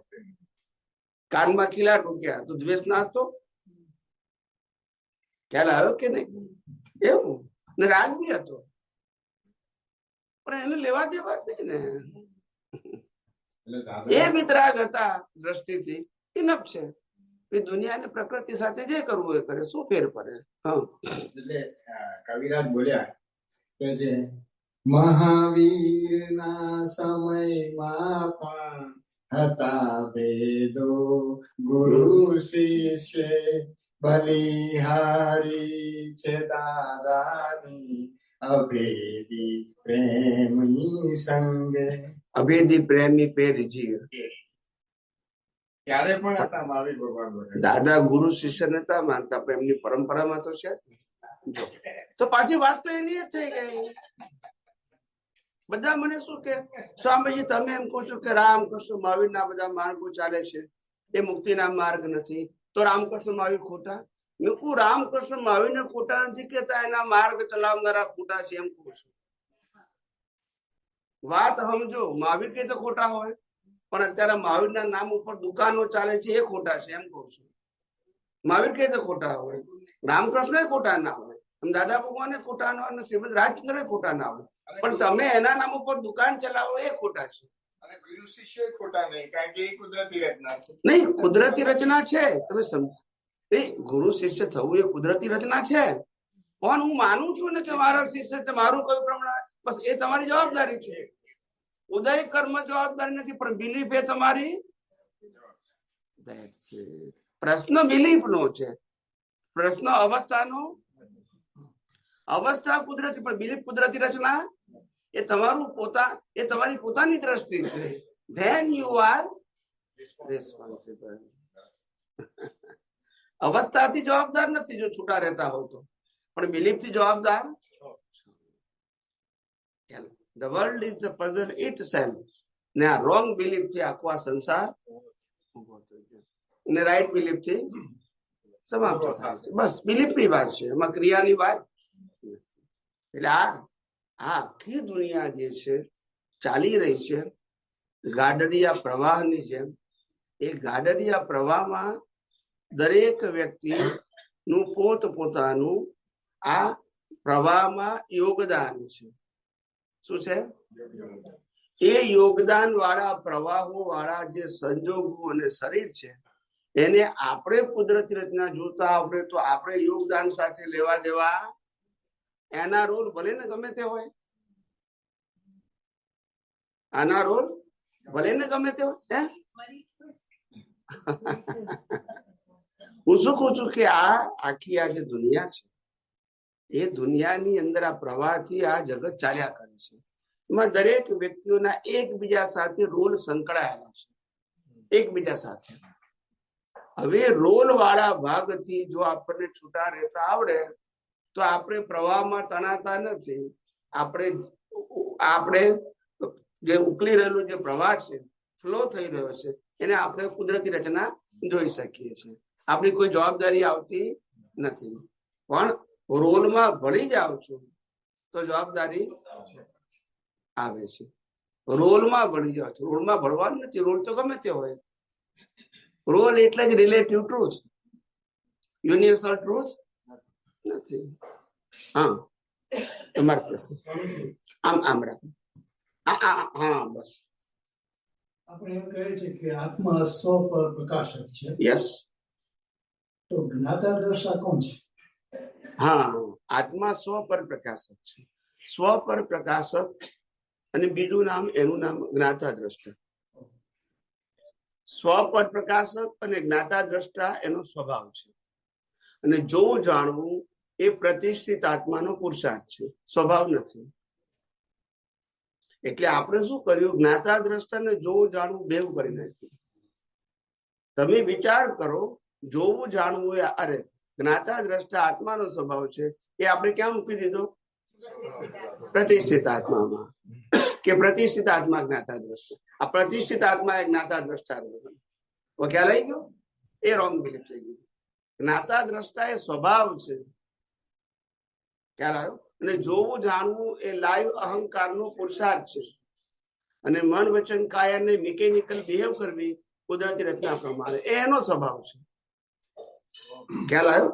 હવે આ જે જોવા જાણવા વાળો છે એ જો પ્રકૃતિના પક્ષમાં બેસે છે તો સંસાર છે. આ જોવા જાણવા વાળો જો પ્રકૃતિના પક્ષને કુદરતી રચના જુએ છે અને પોતે શુદ્ધાત્મા પદમાં બેસે છે તો મુક્તિનો માર્ગ છે. આટલું જ છે. દ્રષ્ટિ ઉપર જ આધાર છે બધો, ક્રિયા ઉપર આધાર નથી. જેવી દ્રષ્ટિ એવી સૃષ્ટિ. સૃષ્ટિ બદલી શકાય પણ દ્રષ્ટિ તો મુક્તિનો માર્ગ એ દ્રષ્ટિ બદલવાનું છે, દ્રશ્ય બદલવાનું નથી. સમજાયું? ના સમજાય તો પૂછો, કશો વાંધો નહીં. આપણે તેના માટે તો આવ્યા છે. આપણે પણ સ્વામીજી બેનો ડિફરન્સ જોવું જાણવું અને જ્ઞાતા દ્રષ્ટા એમાં જ કન્ફ્યુઝન થઈ જાય છે. જોવું જાણવું એ તમારા જ્ઞાન દર્શન ઉપર આધારિત છે, લઈને આવેલા. અને જ્ઞાતા દ્રષ્ટા એ ઇનબિલ્ટ સ્વભાવ છે. કેવો છે? આત્માનો ઇનબિલ્ટ સ્વભાવ જ્ઞાતા દ્રષ્ટા છે. સ્વભાવ છે, પુરુષાર્થ નથી. સ્વભાવ અને છે. જોવું જાણવું એમાં એની પાસે જે જ્ઞાન દર્શન છે એનાથી એ જોવે જાણે છે, એ પ્રમાણે પુરુષાર્થ કરે છે. પણ સ્વભાવ છે, પણ એવું ઘણી વાર સાંભળ્યું છે કે એને તો ખાલી જ્ઞાન ને પ્રકાશક જ છે, બીજું કાંઈ નથી. એટલે એટલે એટલે જ્ઞાતા દ્રષ્ટા કીધા ને, જોવું જાણવું નથી કેતા ને. દ્રષ્ટા સમજાવવું એમ. આત્મા જ્ઞાતા દ્રષ્ટા સ્વભાવ વાળું છે, જોવા જાણવાનો સ્વભાવ આત્માનો નથી. તો જ્ઞાન- આપણે સિદ્ધાંત શું મૂક્યો કે કોઈ પણ વિનાશી અવસ્થાને જોવા જાણવાનો સ્વભાવ આત્માનો નથી. એ જોવે જાણે તો પછી એને પુરુષાર્થ કરવો પડે. હા, વિનાશી વસ્તુનો જાણવા જોવાનો નથી. સ્વભાવ નથી. જ્ઞાતા દ્રષ્ટા વધારે એટલે શું? કહું જ્ઞાતા દ્રષ્ટાનું બીજું નામ સ્વ પર પ્રકાશક. સ્વને પ્રકાશે છે ને પરને પ્રકાશે છે. This is the nature of a pure soul. It is not a practice, it is a nature. So જ્ઞાતા દ્રષ્ટા is just for પ્રકાશક, not જોવા જાણવાનું. નથી જ ને પણ Confusion એમાં થાય છે કે એમ થાય છે કે એને એટલે પણ જોવે છે ને જાણે છે એટલે. આપણા વિજ્ઞાનમાં નથી. આ પણ એવું એટલે વિજ્ઞાનમાં તો જોવું જાણવું એ પ્રતિષ્ઠિત આત્માનો પુરુષાર્થ કીધું, સ્વભાવ નથી કીધું. અને જ્ઞાતા દ્રષ્ટા એ આત્માનો સ્વભાવ કીધું. એને જ્ઞાતા દ્રષ્ટા રહેવાનું જ્યાં સ્વભાવ હોય તો પછી પુરુષાર્થ શબ્દ લાગુ. અને આ સ્વ પર પ્રકાશક નું સેકન્ડ નામ છે જ્ઞાતા દ્રષ્ટા. સ્વને પ્રકાશે છે ને પરને પ્રકાશે છે, એના આધારે જ્ઞાતા દ્રષ્ટા પદ મળ્યું. ખ્યાલ ના ના બરાબર છે. એટલે એક એડિશનલ મૂકી દઈએ કે અવસ્થાનો જોનારો જાણનારો એ આ લાઈવ પ્રતિષ્ઠા, અવસ્થા અને પેલો ખાલી એના પ્રકાશમાં ઝળકે છે. એટલે હા એટલે જ્ઞાતા દ્રષ્ટા એટલે સ્વ પર પ્રકાશક. આજે એ બંને એક જ વસ્તુ છે. સ્વ પર પ્રકાશક નો મતલબ શું થાય? જો જ્ઞાતા દ્રષ્ટા કેમ કહેવામાં આવ્યું કે પોતે પોતાના સ્વભાવમાં છે જ્ઞાન એટલે, અને પરને પ્રકાશે છે. જ્ઞાતા અને દ્રષ્ટા આખા વિશ્વનો એ દ્રષ્ટા છે, પણ દ્રષ્ટા છે એ નોટ કનેક્ટેડ વિથ દ્રશ્ય. Now you understand? દ્રષ્ટા જેમ દ્રષ્ટિને દ્રષ્ટામાં નાખો અને દ્રષ્ટિને દ્રશ્યમાં નાખો તો દ્રશ્યમાં નથી, દ્રષ્ટા દ્રષ્ટિમાં નથી. સમજાય છે? પણ જે લાઈવ ઈગો છે એ દ્રશ્યમાં જઈ શકે અને દ્રષ્ટામાં પણ.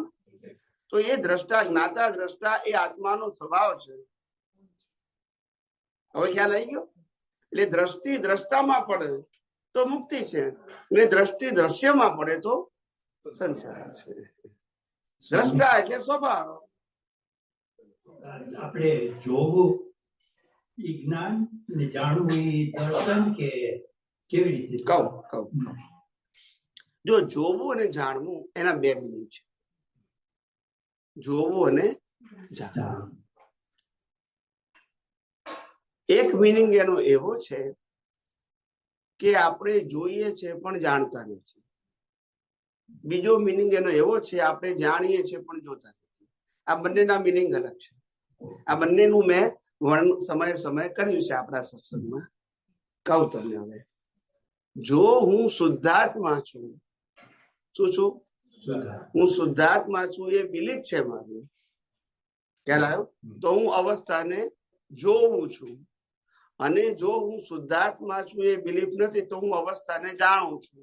ડિટેલિંગ. પેલામાં ડિટેલિંગ નથી. ખ્યાલ આવ્યો?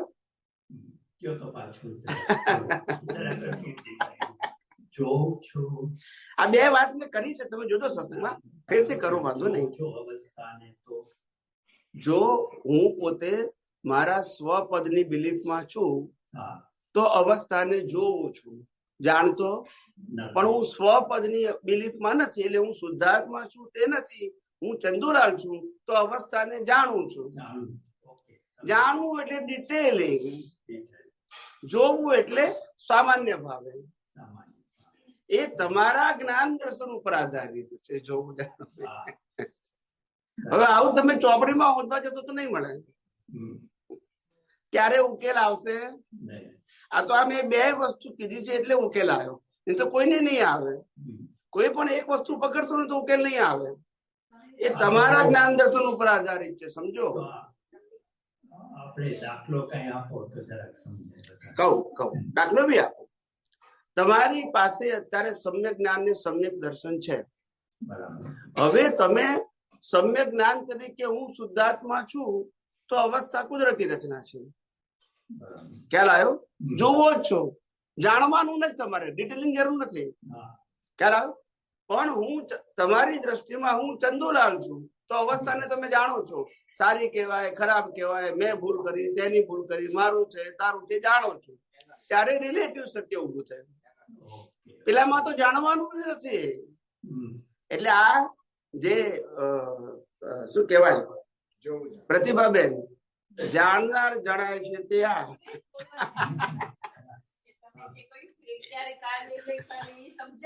એટલે વિજ્ઞાનમાં બધું ટેલી થઈ જાય. જાણનાર જણાય છે, એટલે આપણે જાણવાનું જણાય છે.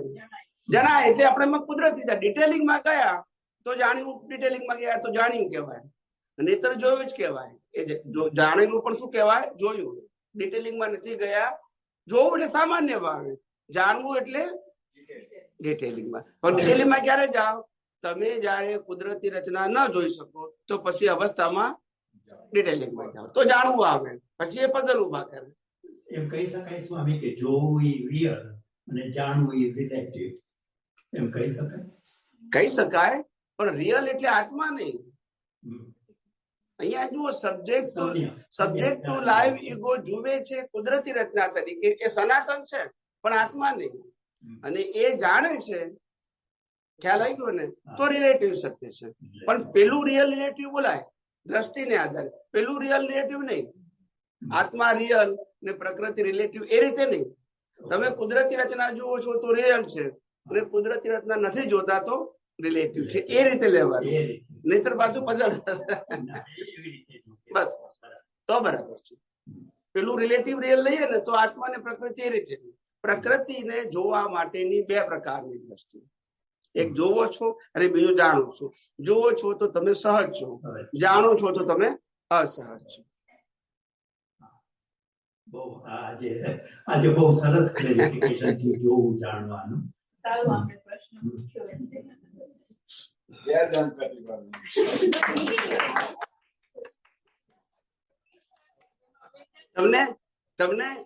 તમને બધાને કહું છું, આવા ઝીણા પ્રશ્નોના પણ આન્સર કેવા પરફેક્ટ નીકળે છે. આનું નામ દર્શન કહેવાય, નોલેજ ના કહેવાય. Not books knowledge and not listen knowledge. આ ઓન વિઝન છે. ખ્યાલ આવ્યો? ઓન વિઝન એટલે પોતાની અનુભૂતિને આધારે નીકળે છે. ખ્યાલ આવી ગયો? Not reference. ખ્યાલ આવ્યો? એટલે ઝીણા પ્રશ્નો જવાબ પણ સિદ્ધાંતથી નીકળે. નહીતર આવા પ્રશ્નો પૂછ્યા તો ગોળ ઓર નીકળે. છેલ્લે પછી કે હમણાં રહેવા દો, કામનું નથી તમારે, આગળ જતો. અમે કોઈ દિવસ ના કહીએ. હજી રેફરન્સ છે કે તમે અવસ્થાને જોગને જાણો. એ આમ જોઈએ તો ઇટ્સ આપણે scientifically it's not a right statement. It not right statement. ખાલી જોવાનું, જોનારો જાણનારો જે છે ને પ્રતિષ્ઠિત આત્મા, એ પોતે શુદ્ધાત્માના લક્ષ્ય સાથે અવસ્થાને જુએ છે. ખ્યાલ આવ્યો? તો એ સ્વભાવમાં છે. અને શુદ્ધાત્માના લક્ષ્ય સાથે અવસ્થાને જાણે છે તો એ વિભાવમાં છે. હું શુદ્ધાત્મા છું પણ જાણું છું. જેમ કે જાણવું એટલે શું? હું તો શુદ્ધાત્મા છું, પણ પ્રકૃતિએ ભૂલ કરી માટે માફી માંગવાનું, તો પછી એ જાણ્યું કહેવાય. જોયું?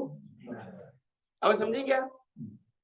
હું શુદ્ધાત્મા છું પણ પ્રકૃતિએ આરતી કરી, એને પુરુષાર્થ કહેવાય. તો કોઈ જોયું ના કહેવાય, જાણ્યું કહેવાય. પ્રકૃતિએ આરતી ન કરી, એ જાણ્યું કહેવાય, જોયું ના. જોવામાં તમારો સ્વભાવ જ છે. એ ગમે તે કરે તો એ કુદરતી નથી. ના ડિટેલિંગ આવે જ નહીં પછી અવસ્થાની. એટલે આપણે આધ્યાત્મિક વિજ્ઞાનમાં એમ કહી શકાય કે અવસ્થાને તમે જો, જો ને જાણો. જો ફૂલ સ્ટોપ, પછી જાણો આવે. એટલે આપણે વિજ્ઞાનમાં શું કીધું કે અવસ્થા માત્ર કુદરતી રચના છે, એનાથી આગળ વધવું નો ડિટેલિંગ. કેટલી વખત નો ડિટેલિંગ? કોઈ પણ ડિટેલિંગમાં જવાનું જ નહીં, કારણ કે એ આપણો સબ્જેક્ટ જ નથી. હમણાં એક મહાત્માએ બહુ સરસ પ્રશ્ન પૂછ્યો, કદાચ મેં અહીંયા કીધો કે ના કીધો, લંડનમાં કીધેલો કે નહીં ખબર નથી. એક મહાત્માએ બહુ સરસ પ્રશ્ન પૂછેલો કે સ્વામીજી સાંભળો, કે સ્વામીજી માણસ અજ્ઞાની છે તે કર્મ બાંધે છે, માણસ પાસે જ્ઞાન છે પણ યોગ્ય ઉપયોગ નથી તોય કર્મ બાંધે છે, અને માણસ પાસે વિજ્ઞાન છે પણ ઉપયોગ નથી તોય કર્મ. તો આ ત્રણેય કર્મ બાંધે છે, એમાં ફેર શું? તઈને બાંધે તો છે. વિજ્ઞાન વાળો બાંધે છે, જ્ઞાન વાળો બાંધે છે, અને અજ્ઞાન વાળો બાંધે છે. બહુ મને ગમે આવા પ્રશ્ન, કી પ્રશ્ન પૂછો ને તો એના આધારે સાયન્સ નીકળે. મને જવાબ આપવામાં કોઈ તકલીફ નથી, પૂછનાર જોઈએ જ ને. તે વખતે મેં કહેલું કે જે જ્ઞાની અજ્ઞાની છે વિથ ઇન્ટેન્શન કર્મ બાંધે છે, વિથ ઇન્ટેન્શન. મારે આવું જોઈએ, આવું ના જોઈએ, ખ્યાલ આવ્યો? અને સાયન્ટિસ્ટ જે છે બાય મિસ્ટેક કર્મ બાંધે છે, કારણ કે કુદરતી રચના જોઈ શક્યો નોટ ઇન્ટેન્શન. મારે આવું કરવા બાંધવું નથી, પણ કુદરતી રચના ન જોયું એટલે બંધાઈ ગયું. ધેટ ઇઝ, હા, ધેટ ઇઝ પ્રમાણ. આટલો ડિફરન્સ છે. પેલામાં બાય મિસ્ટેક બંધાય છે, પેલામાં વિથ ઇન્ટેન્શન બંધાય છે. હવે ખ્યાલ આવી ગયો? પાતળી રેખા છે પણ સમજવાનું, કર્મ તો બંધાય છે. Very important. આપે જે ડેફિનેશન આપી જોવું ને જાણવું, જોવુંમાં તમારી વિજ્ઞાન દ્રષ્ટિ છે, જાણવું ત્યાં તમે જે દ્રશ્ય છે એને એનાલાઇઝ કરો છો, right? That is two different way. હા, એટલે આપણે જાણવાનું નથી, પણ એટલે આપણે કહ્યું કે વિજ્ઞાન દ્રષ્ટિ છે તો પણ જરૂર જ નથી ને ડિટેલિંગમાં. હવે બીજો પોઈન્ટ, ચરણ ડિટેલિંગ. મને જોવા જાણવાની શક્તિ, મને દેખભાળ કરવાની શક્તિ. દેખભાળ કરો. હવે દેખભાળમાં એનું તમે કઈ રીતે એનાલાઇઝ કરો છો? દેખભાળ કરવાની શક્તિ આપો. દેખભાળ કરવું એટલે શું કહેવાય કે આપણે પેલા દાદાનો શબ્દ બોલું છું. એ કહેતા હતા કે માં હોય ને, માં એનો દીકરો ગમે ત્યાં રમતો હોય ને તો પણ એનું ચિત્યા હોય, એને શું કહે છે પણ શબ્દ બોલતા હતા, ભૂલી ગયો. એનો એક શબ્દ છે પ્રોપર, એક્ઝેક્ટ વર્ડ છે. મને ખ્યાલ છે ઇન્સિડન્ટ કઈ. હા, પણ મને હવે શબ્દ યાદ નથી આવતો. એનીવે, એટલે દેખભાળ કરવી એટલે તમારે એને ખાલી સામાન્ય ભાવે જોવાનું છે. દેખભાળ, જો આખું વાક્ય બોલો, મને દેખભાળ કરવાની શક્તિ આપો છે, એમાં કયા રેફરન્સમાં છે? પ્રકૃતિના, પ્રકૃતિના રેફરન્સમાં કે આત્માના રેફરન્સમાં? આટલો ડિવિઝન પાડો. બંનેમાં તમે હવે સમજાવો. આત્માના સંદર્ભમાં હોય તો દેખભાળ કરવું એટલે ઓબ્ઝર્વેશનમાં જાય, અને પ્રકૃતિના સંદર્ભમાં હોય તો ડિટેલિંગમાં જાય. એટલા માટે મારે કેવું પડ્યું કે આ આખી જે સિક્વન્સ, જે વાક્ય બોલ્યા, મને દેખભાળ કરવાની શક્તિ આપણી સિક્વન્સ ક્યાંથી શરૂ થાય છે? એ આખો પેરેગ્રાફ છે ને, છેલ્લો પેરેગ્રાફ. હા, પણ છેલ્લા પેરેગ્રાફની બિગિનિંગ શું છે? ત્યારે લિંક બેસે ને કે આ શબ્દ આ લિંક પ્રમાણે બોલાયો. એમાં છે સ્થૂળ સંયંગો, સૂક્ષ્મ સંયંગો, વાણીના સંયંગો, સ્પર્શ છે અને બરાબર. પછી જ્ઞાન મારા હૃદયમાં સંસ્થાપિત રહો. બરાબર. પછી આવે છે કે દેખભાળ, કેવળ દેખભાળ કરવાની. ઓબ્ઝર્વર, ઓબ્ઝર્વર આપણી ભાષામાં ઓબ્ઝર્વર. અને ડખો દખલ શબ્દ અને ઓબ્ઝર્વર બંને શબ્દોના મિનિંગ એક જ છે. તમે કુદરતી રચના જુઓ છો એ જ ડખો દખલ કરતા નથી, કુદરતી રચના નથી જોતા અવસ્થામાં એ જ ડખો દખલ છે. અને એનું સેકન્ડ નામ ઓબ્ઝર્વેશન. દેખભાળ એટલે ઓબ્ઝર્વેશન, ડિટેલમાં નહીં. ઓબ્ઝર્વ, દેખભાળ સામાન્ય ભાવે, નોટ વિશેષ ભાવે. સ્વામીજી, હવે જો આ બે વાક્યનું એટલું ગાઢ મિનિંગ છે, it depends on your જ્ઞાન and દર્શન, રાઈટ? એ પહેલા શું કહે છે? મને દખોદખલ ન કરવાની શક્તિ. મને દખોદખલ ન કરવાની. એ પ્રતિષ્ઠિત આત્મા કહે છે. આત્મા તો હોય છે. પાછું એનું બીજું સ્ટેટમેન્ટ આવે છે, મને દેખભાળ કરવાની શક્તિ. ઓબ્ઝર્વર. આ દેખભાળના બે મિનિંગ પણ આવેલા છે.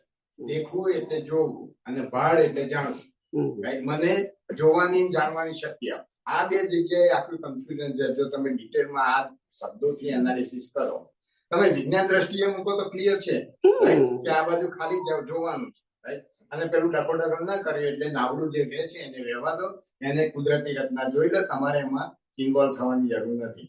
પણ આ દેખભાળ કરવી એના બંને રીતે એંગલથી આ ક્લેરિફિકેશન હોવું બહુ જરૂરી છે. એટલે મેં કીધું ને, પણ એટલે દેખભાળ નું આપણે સિમ્પલ જ કરીએ છીએ કે ઓબ્ઝર્વેશન. આ ફાઇનલ આ જ કરવાનું. પછી તમે ડિટેલમાં જશો તો કન્ફ્યુઝ થશો. એ શબ્દને જો રિલેટિવ સત્યમાં લઈ જશો એટલે અર્થમાં, તો તમને પઝલ થશે. ખ્યાલ આવ્યો? રિલેટિવ સત્યમાં લઈ જવાનું. ઓબ્ઝર્વેશન, આપણે દેખભાળ નું મિનિંગ થાય observation. Observation is be separate and just watching. એ જ કુદરતી રચના. કોઈને પૂછવું તો અહીંયા આવજો. મને કોઈ હા માઇક આપજો. એમને આપ્યા. ગયું માઇક ગયું. બોલો. મેં જે કીધું ને કે મધર અને બાળક, તો મધર ના બાળકને વિલો ના મૂકે. વિલો શબ્દ એટલે એના ધ્યાનમાં જ હોય. એવું આ વિલો શબ્દ દાદાએ આત્મા માટે મૂક્યો. જેમ માં એના બાળકને વિલો ના મૂકે ગમે ત્યાં ફરતો ત્યારે ચિત્તમાં જ હોય, એમ આપણા ચિત્તમાં હું શુદ્ધાત્મા છું એને વિલો નહીં મૂકવાનો. ગમે તે અવસ્થા હોય પ્રકૃતિ, પણ હું શુદ્ધાત્મા છું એને વિલો બિંદુ સંયુક્તમ વિલો નહીં મૂકવાનું. એમ પ્રકૃતિ ગમે તે કરે. પ્રકૃતિ એટલે રિઝલ્ટ છે. જેમ બાળક જે કહીએ એવું, પણ એમાં આત્માને વિલો મૂકવાનો. પ્રકૃતિની ભલે અવસ્થાઓ બદલાય, પણ હું શુદ્ધ આત્મા છું એ વિલો ને મૂકવાનો. એમ માં ગમે તે કામ કરતી હોય, પણ મારું આ બાળક છે એ વિલો મૂકીને એના ચિત્તમાં જ હોય. ખ્યાલ આવે? એ સહેજ બૂમ પાડે ને તરત માની નજર ત્યાં જાય. એવું એટલું જ એટેન્શન હોય એમ. એમ ખ્યાલ આવે? બહુ આ તો મોટી. ઘણા એક મહાત્માએ સરસ પ્રશ્ન પૂછેલો ગયા પર્યુષણમાં. મને કે જૈન હતા, એ કે છે ભગવાન મહાવીર જે છે એને પેલો સાપ ડંસ માર્યો એટલે એમનાથી લોહી ના નીકળ્યું, કે છે દૂધ નીકળ્યું. જૈન હા લોહી નીકળે, દૂધ નીકળ્યું. તો કે છે કે આની પાછળ સાયન્સ શું છે? લોહી નીકળવું જોઈએ ને. દૂધ કેમ નીકળ્યું સફેદ? જો આની પાછળ સાયન્સ છે. શું છે? આ કોઈ ચમત્કાર નથી.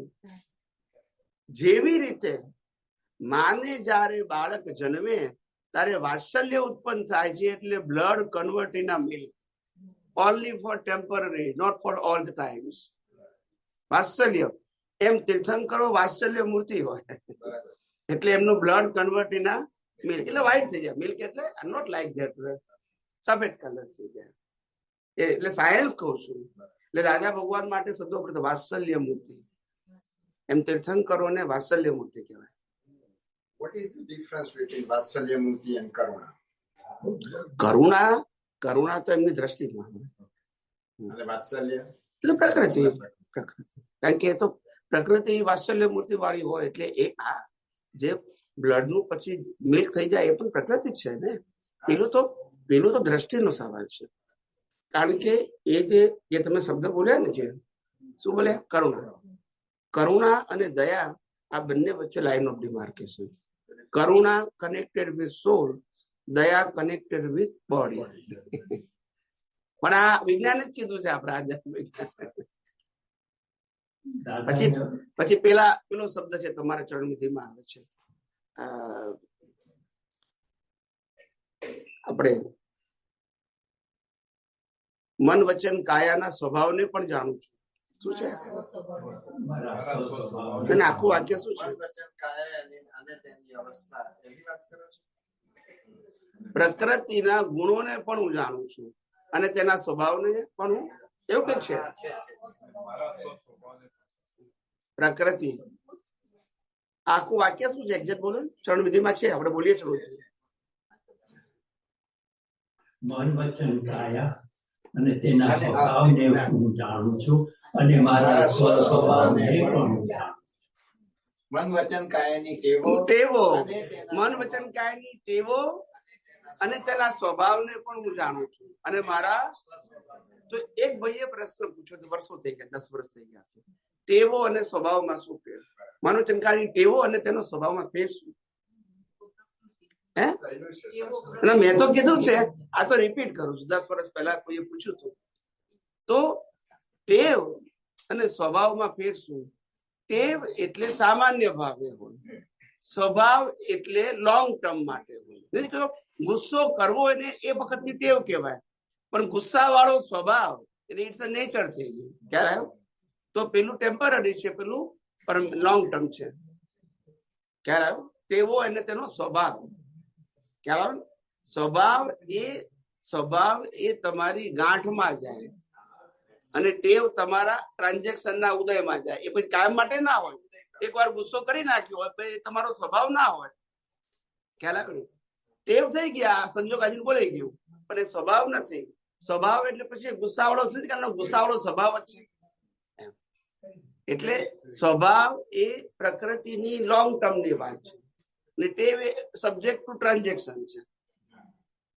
એટલે ટેવ ઇઝ વન ઓફ જ્યારે આવે ત્યારે, અને એ સ્વભાવ ઓફનલી એવું. અને બીજું ટેવ શબ્દ એ એક્શન ને લાગે ને સ્વભાવ શબ્દ બિલીફ ને લાગે. ભલે ડિસ્ચાર્જ છે પણ બિલીફ ને લાગે. ગાંઠ રૂપે ગાંઠ રૂપે કીધું. ખ્યાલ આવે? નાની નાની વાતો છે પણ આપણને ખબર નથી હોતી. બોલીએ છે ખરા, શું કીધું, પણ સમજીએ નહીં. પેલું કહેવત છે ને, પેલા એક શેઠ હતા, એને પોપટ પાડ્યો હતો. તે હવે ખવડાવે પીવડાવે, શેઠ ધનવાન હતા એટલે સોનાનું પિંજરું બનાવ્યું. શું બનાવ્યું? પછી શેઠને જવાનું થયું બહારગામ કોઈ કામ માટે. એટલે શેઠ વિચારે છે કે હવે આ પોપટને હાચવવું કઈ રીતે? પાંજરામપુર રાખી તો ખાવાનું પાણી કોણ આપે? મરી જાય એમને. બહાર રાખે તો ઉડી જાય. એટલે પછી એને પોપટને ખુલ્લો રાખવો, જતી વખતે ખુલ્લો રાખવાનું નક્કી કર્યું. પણ એ પહેલા એને કોચિંગ ક્લાસ શરૂ કર્યા પોપટના. પોપટને અઠવાડિયા સુધી શીખવાડ્યું, બિલ્લી આયે તો ભાગ જાના, બિલ્લી આયે તો ભાગ જાના. આવું અઠવાડિયા સુધી શીખવાડ્યું. પછી પોપટ બોલવા માંડ્યો. એટલે શેઠને થઈ ગયું, પોપટને જ્ઞાન થઈ ગયું. પછી શેઠ શાંતિથી ઘર બંધ કરીને પોપટને ખુલ્લો મૂકીને ખાવાનું પાણી મૂકીને જતા રહ્યા. અને એમાં કોઈ જગ્યાએથી બિલ્લી આવી એટલે પેલો પોપટ બોલવા માંડ્યો, બિલ્લી આયે તો ભાગ જાના, પણ ભાગ્યો નહીં. હવે સમજી ગયા? શબ્દને રિપીટ કર્યા, એનું મિનિંગ ના સમજાય. સમજાય છે? એમ આપણે બધું બોલી દઈએ ખરા, એનું મિનિંગ ના ખબર હોય એટલે પછી મિકેનિકલ કહેવાય. મન વચન કાયા પર છે ને પરાધીન છે, બોલીએ ખરા પણ માનીએ.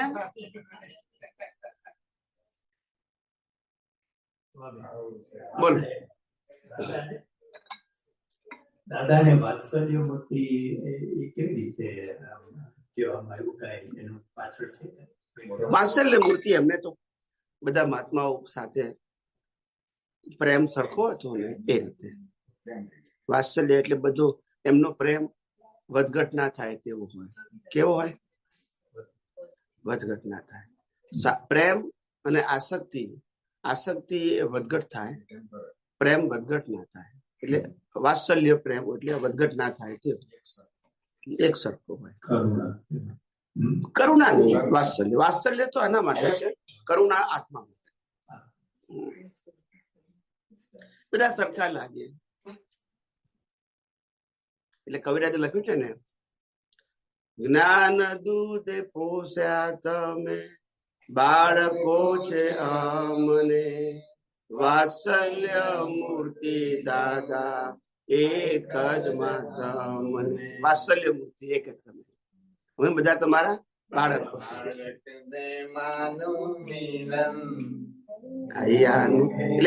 એટલે ત્યાં આગળ આ શબ્દ વપરાયો છે, વાત્સલ્ય. બાળકો સાથે માં કેવું વાત્સલ્ય રાખે એવું. સ્વામીજી જય સચિદાનંદ. ક્યાં છે? હા બોલો. પાછું રિફરિંગ બેક, જ્ઞાતા દ્રષ્ટા અનંત. જોવું જાણવું, જ્ઞાન દર્શન. દ્રષ્ટિ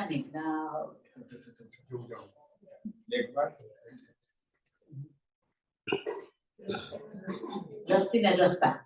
દ્રષ્ટિ ને દ્રષ્ટા. દ્રષ્ટા એટલે પ્રકાશ. એ સમજ થાય. ત્રણ વસ્તુ સમજે, બે વસ્તુ. દ્રશ્ય, દ્રષ્ટિ અને દ્રષ્ટા.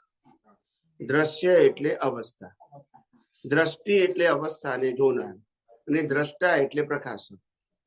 આત્મા પ્રકાશક છે, એના પ્રકાશમાં દ્રષ્ટિ દ્રશ્યને જોવે છે. હવે એ દ્રષ્ટિમાં દ્રશ્યનું મહત્વ છે તો સંસાર છે, અને એ દ્રષ્ટિમાં દ્રષ્ટાનું મહત્વ છે તો મોક્ષ છે. પ્રકાશ આત્મા કો પ્રકાશક છે. આ શું ત્રણ વસ્તુ સમજીએ તો ખ્યાલ આવે.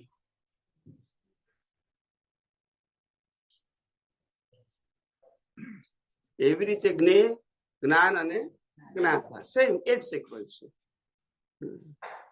એ દરેક વસ્તુને એક વખત વ્યવસ્થિત સમજી લેવી એટલે આપણને પઝલ ના થાય. કારણ કે આવા બધા શબ્દોને અને કો રિલેટેડ વાક્યો બધા આવવાના છે પુસ્તકોમાં, સાંભળવામાં, એટલે આપણને પઝલ થાય કે શું છે એવું થઈ જાય. પણ આપણે આ વિજ્ઞાન છે એ બધું નલિફાય કરી નાખે છે, ને કશું ના સમજાય ને તો કુદરતી રચનામાં મૂકી દેવા. ઊંડા ઉતરવું, હું શુદ્ધાત્મા છું, બાકી બધું કુદરતી રચના. સમજાય તોય અને ના સમજાય તો. સમજાય છે? આપણે કઈ પ્રકૃતિના અવસ્થામાં, સંજોગોમાં ઊંડા ઉતરવું નથી. સામાન્ય ભાવે સમજવા મળે તો એ ચોકે, ના મળે તો ગુચાવવાની જરૂર નથી, કુદરતી રચનામાં મૂકી દેવાનું. ખ્યાલ આવ્યો ને? દાદા ભગવાન પહેલા કહેતા હતા ગમે તે સંજોગ સારા હોય, ખરાબ હોય, ગમતા હોય, ના ગમતા હોય, બહુ પઝલ થતું હોય તો વ્યવસ્થિતમાં મૂકી દેવાનું. વ્યવસ્થિત છે એટલે પતી ગયું, એટલે એનો બોજો ના રહે. એટલે આપણે ત્રણ શબ્દો કીધા, જ્ઞેય, જ્ઞાન અને જ્ઞાન. હવે જ્ઞેય છે એ કમ્પ્લીટલી કર્મફળ છે, જ્ઞાતા સનાતન છે, સ્વભાવથી છે. એટલે આખી જે ક્રિયા છે એ જ્ઞાનમાં છે, જે પ્રતિષ્ઠિત આત્મા પાસે. ચાહે અજ્ઞાન હોય કે જ્ઞાન હોય કે વિજ્ઞાન, કયા સમયે કઈ દ્રષ્ટિથી વાપરે છે અને જુએ છે, ત્યાં આગળ તમારો પુરુષાર્થ છે. આ દર્શન છે. અને જે દ્રશ્ય અને જ્ઞાનમાં ફેર એ છે કે દ્રશ્ય છે એ રૂપ, રસ, ગંધ, સ્પર્શ અને આકાર વાળું હોય, એને જાણવું એનું નામ જ્ઞાન. ખ્યાલ આવ્યો? એને જાણવું એનું નામ જ્ઞાન, અને જોવું એનું નામ દ્રશ્ય. એટલે મેં કાલ દાખલો આપ્યો હતો કે 2 વર્ષનો બાબો અને 22 વર્ષનો બાબો બે પંખાને જોઈ શકે, પણ 2 વર્ષના બાબાને ખબર ના પડે કે આ પંખો છે, આ કલરનો છે, આ કંપનીનો છે, ખબર પડે. એના માટે દ્રશ્ય છે, અને પેલા માટે દ્રશ્ય પણ છે અને જ્ઞાન પણ છે. ખ્યાલ આવ્યો? એવી રીતે. પણ એટલે આ તો રિલેટિવ સત્યમાં. હા, આ પેલા સાયન્સમાં ના આવે. પ્રકૃતિના અવસ્થાના આ 2 ભાગ છે.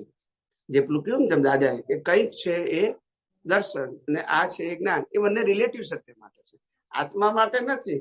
આ બધા પછી આત્મા માટે લઈ ગયા, આ ભૂલ થઈ ગઈ. એટલે કોઈ પણ વસ્તુને રેન્ડમ જાણવી એને દર્શન કહેવાય, ને એક્ઝેક્ટ જાણવી એનું નામ જ્ઞાન કહેવાય. એ વસ્તુનું ખ્યાલ એના માટે કીધું છે.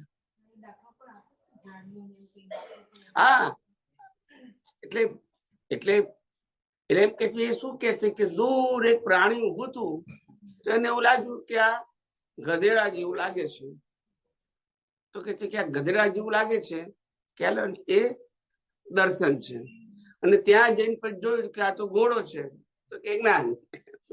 કઈક છે એ દર્શન ને આ છે એ એમને વ્યાખ્યા, પણ એ અવસ્થા માટે આપી, આત્મા માટે નથી આપી. ખ્યાલ આવ્યો? આત્મા માટે લેવું હોય તો લઈ શકાય કે સપોઝ 100 એટલે હું શુદ્ધાત્મા છું, ખ્યાલ આવ્યો? એ દર્શન.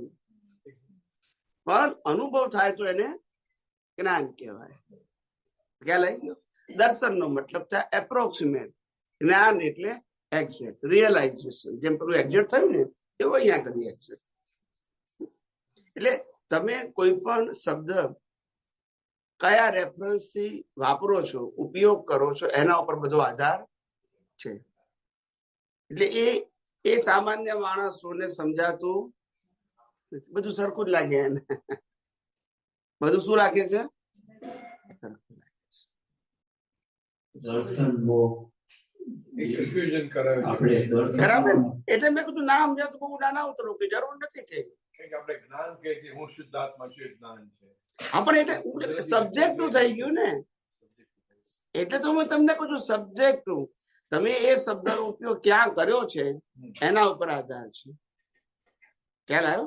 ક્યાં કર્યો છે રેફરન્સ ના આધારે જ્ઞાન દર્શનની ડેફિનેશન થાય. It's not universal. એ સબ્જેક્ટનું છે. રિલેટિવ સત્યમાં જ્ઞાન દર્શનની વ્યાખ્યા જુદી થઈ જાય. આત્મા માટે જ્ઞાન દર્શનની જુદી થઈ જાય. તત્વો માટે જ્ઞાન દર્શનની જુદી થઈ જાય. દર્શન મોહ દર્શન મોહ એટલે આત્માની ઓળખવાની શરૂઆત. દર્શન મોહ નહીં. દર્શન મોહ એટલે જીવતો મોહ અને ચારિત્ર મોહ એટલે મરેલો મોહ. દર્શન એટલે જીવતો. દર્શન મોહ એ લાઈવ ઈગોમાં હોય અને ચારિત્ર મોહ એ ડિસ્ચાર્જમાં હોય. એ ચારિત્ર મોહ ની આપણી જવાબદારી, દર્શન મોહ ની જવાબદારી છે. આપણે કહીએ છીએ કે તમને જયારે આત્માની ઓળખાણ થઈ ત્યારે તમારું દર્શન ખુલ્લું થયું. એ દર્શન મોહ ના કહેવાય. દર્શન ના ખુલ્લું થયું, દ્રષ્ટિ. ત્યાં દ્રષ્ટિ વપરાય. દર્શન ની દ્રષ્ટિ. એ દ્રષ્ટિમાં બે ભાગો, જ્ઞાન અને દ્રષ્ટિ મળી. જ્ઞાન મળ્યું એ દ્રષ્ટિ મળી. અને દ્રષ્ટિના બે ભાગ થાય, જ્ઞાન અને દર્શન. જ્ઞાન એ અસ્તિત્વ છે. દર્શન એ અસ્તિત્વ સિવાયની વસ્તુનું યુનિવર્સલ ટ્રુથ શું છે એ જાણવું. એટલે કુદરતી કાનૂન અને કુદરતી રચના એ દર્શનમાં જાય. હું શુદ્ધાત્મા છું એ અને એ તમને દ્રષ્ટિ મળી. જય સચ્ચિદાનંદ. તમારા એક સત્સંગમાં આધ્યાત્મિક યજ્ઞ વિશે તમે કહો છો કે આ બધું આપણે સામાન્ય ભાવે જાણી લઈએ બધા દ્રષ્ટાઓ, તો મેઇન તો હું શુદ્ધાત્મા છું ને કુદરતી રચના એટલું જાણ્યું એ ઇમ્પોર્ટન્ટ છે. બાકીનું બધું આધ્યાત્મિક યજ્ઞમાં સ્વાહા કરી દઈએ. બિલીફ ને સ્વાહા કરવાની. હું ચંદુલાલ છું એ બિલીફ ને શું કરવાની? આ મકાન મારું છે બિલીફ ને શું કરવાની? સ્વાહા. આ મારું જ્ઞાન છે, આ મારી ડિગ્રી છે, એનું શું કરવાનું? સ્વાહા. સ્વાહા નો મતલબ મારું નથી, પ્રકૃતિનું છે. ને પ્રકૃતિનો એક પણ ગુણ મારો એટલે સ્વાહા. બિલીફ થી સ્વાહા કરવાની. પ્રકૃતિનું તો છે જ, પણ પ્રકૃતિનું છે, મારું નથી, માટે સ્વાહા કરવાનું. તો તમને હું આત્મા છું તે અનુભવમાં આવશે. આપણે આત્માનો અનુભવ કરવો છે એની માટે આ બધું અત્યારે જે ડિસ્કશન છે બધું જાણવું જરૂરી છે. ના, આપણને જે વસ્તુનું પઝલ હોય એટલું જાણવું. શું કીધું? દવાની દુકાને જઈએ એટલે બધી કામની છે એવું નથી. ખ્યાલ આવ્યો? પણ આપણે રોગ છે એ કામની છે. કન્ફ્યુઝ થવાય એવું છે ઘણી આ બધી વસ્તુમાં. એટલે મને થાય કે બહુ ઊંડું ઉતરવાની જરૂર છે. એટલે આ સમજાવો. એટલે આમાં શું થાય છે, હું તમને એ જ કહું છું કે આ જ્યારે કોઈ પણ વસ્તુ જ્યારે સત્સંગ રૂપે નીકળે, પુસ્તક રૂપે પછી બને, ત્યારે એમાં ઘણી બધી વિવિધતા આવે. કારણ કે ઘણા બધા વ્યક્તિઓના ઘણા બધા એંગલથી પ્રશ્ન પૂછાયેલા હોય, એના જવાબ રૂપે આ નીકળે છે. હવે એમાં થાય શું, ધારો કે એક વસ્તુ માનો કે જવાબ રૂપે નીકળી પણ તમારે બિલકુલ કામની જ નથી, બરાબર છે, પણ અમને પ્રશ્ન પૂછ્યો અને જવાબ નીકળી ગયો. એટલે અમને એમ થાય કે આ વિજ્ઞાન બહાર પડી જાય તો ભવિષ્યમાં લોકોને રેફરન્સ તરીકે, કારણ કે કોઈ સોલ્યુશન કોણ આપશે? ખ્યાલ આવી ગયો કે નહીં? એટલા માટે અમારો ભાવ છે કે વિજ્ઞાન, દાદા ભગવાને શું કીધું કે વાલની ટોચ જેટલું વિજ્ઞાન બહાર ના પડ્યું. તો હવે શું કરવાનું? હતું ખરું પણ બહાર ના પડ્યું. તો ના પડ્યું તો લોકોને લાભ ના થયો. હવે એમાંથી રેફરન્સ કોર્સ હોય તો શું થાય? ખ્યાલ? આ વિજ્ઞાન જેટલું બહાર પડે એટલે લોકોને ખબર પડે કે બધા દુનિયાના તમામ ધર્મો એ ફોર્મેટ છે અને ફોર્મેટ એ 4 ગતિમાં ફરવા માટે છે. મોક્ષે જવા માટે નથી. તો આટલું આ મેસેજ ગયો ને દુનિયામાં, ભવિષ્યમાં લોકોને કામ લાગશે. ખ્યાલ આવી ગયું શું કહું છું? આવી રીતે એટલે બધી વસ્તુ બધાને જરૂરી એવું જરૂર નથી. ના ના કશું જ નહીં. મેં હમણાં તો કીધું, ના સમજાય તો કુદરતી મૂકી દેવાનું. આપણે કે એમાં એક્સપર્ટ થવાનું નથી. આપણને કુદરતી રચના ન દેખાતી હોય એટલું વસ્તુ શીખી લેવી. કુદરતી રચના દેખાતી હોય તો ઊંડા ઉતરવા જેવું નથી. સમજાય છે કે નહીં? બસ બિલીફ ને સ્વાહા કરી નાખવાની. કોઈ કે અક્કલ વગરના છે તોય સ્વાહા, અને કોઈ કે અક્કલ વાળા છે તોય સ્વાહા. કારણ કે અક્કલ વાળા ને અક્કલ વગરના જે છે તે હું માટે, મારા માટે સ્વાહા, હું શુદ્ધાત્મા છું. એમ સ્વાહા નું બીજું થાય, વેદાંતમાં લખ્યું છે નેતિ નેતિ નેતિ, એનું નામ સ્વાહા. હું આ નથી, એ સ્વાહા. એમ મેં સંસ્કૃતમાં માસ્ટર કર્યું છે, એટલે અમુક વર્ષ ખ્યાલ આવે કે નેતિ નેતિ અમે અમારે ભણવામાં આવતું. Yes yes yes. મહાભારત ને રામ ગીતા બધું અમારી સ્ટડીમાં હતું, એટલે અમુક શબ્દો તરત પકડાય છે. પકડાય એટલે એ ઈઝી લાગે છે. પણ તમે ઘેર સંસ્કૃતમાં બોલતા નથી ને? નથી બોલતા, નથી સમજતા. સંસ્કૃતમાં ભલે ના બોલો પણ સંસ્કૃતિમાં બોલજો. એવો તો પ્રશ્નમાં બેઠા વસ્તુ કહી નાખું, તેને ખબર પડવાની નથી. મારું ગુસ્સો નીકળી જાય. એવું થાય, એવું થાય. કરેક્ટ.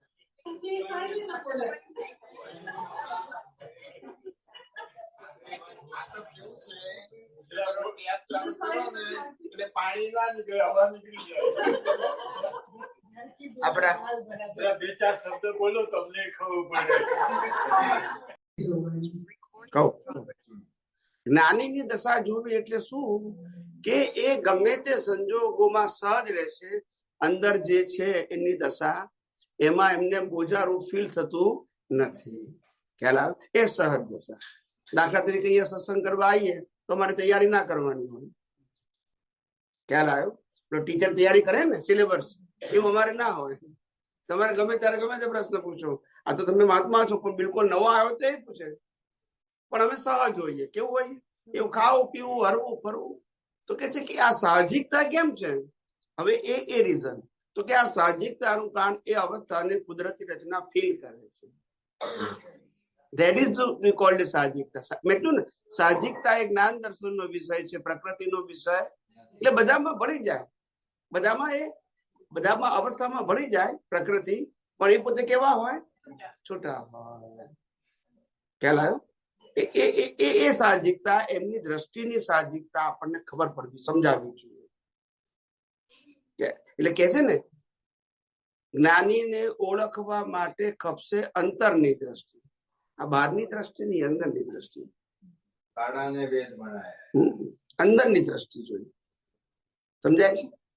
અંદરની દ્રષ્ટિ એટલે આપણને લાગે કે સ્વામીજી આપણી સાથે રહે છે, ખાય છે, પીવે છે, કોઈ વિશેષતા નથી, તો કઈ રીતે વિજ્ઞાનમાં રહેતા હશે? તો કે એ દ્રષ્ટિનો પ્રતાપ. દ્રષ્ટિને ક્રિયા સાથે જોડવાની, ક્રિયા સાથે જોડો તો વિજ્ઞાન નહીં સમજાય. સમજાય છે? એમની સાહજિક દશા. બીજી સાહજિક દશા એવી હોય કે એમને ગમે ત્યારે પ્રશ્ન પૂછી શકાય. He is prepare four 24 hours. Physically fitness ના આવું એ બધી વસ્તુ છે. એમના જ્ઞાન દર્શનનો કોઈ રાતના 2 વાગે પૂછે તો વિજ્ઞાન જ નીકળે. કારણ કે it is a matter of vision, it is not matter of knowledge or memory. જેને નોલેજ ને મેમરી થી કહેવાનું છે એને પ્રિપેર થઈને આવવું પડે. પેલા તો 24 hours પ્રિપેર હોય, કારણ કે વિઝનમાં છે. આ એમની વિશેષતા હોય. અને કેટલા મહાત્માઓને અનુભવ છે, રાતના 12 વાગે 2 વાગે પ્રશ્ન પૂછેલા છે પોસ્ટ કરીને. એવું એટલે તમને ખ્યાલ આવે કે એમની દશા કેવી હોય. એમ એ જ્ઞાનમાં સહજ હોય. પ્રકૃતિ તો ઉદય કર્મને આધીન હોય. પ્રકૃતિ સહજ ના હોય, કોઈ સંજોગાધીન હોય. પણ એમની જ્ઞાન દશામાં સ્થિર હોય. સહજ એટલે સ્થિર. એમનું જ્ઞાન દર્શન એકદમ સ્થિર હોય, ચલાયમાન ના થાય. આપણે તમે ચરણ જે બોલો છો ને, હું અચ્યુત છું. અચ્યુત એટલે પોતાનું સ્થાન છોડે. એ દશા ખ્યાલ આવ્યો? જય સચિન. બીજા કોઈને કઈ પૂછવું છે? નહીં તો આપણે સમાપ્ત કરીએ પછી. કોઈને મનમાં ના કોઈને મનમાં તૈયારી કરેલી હોય પ્રશ્નની તો પૂછી.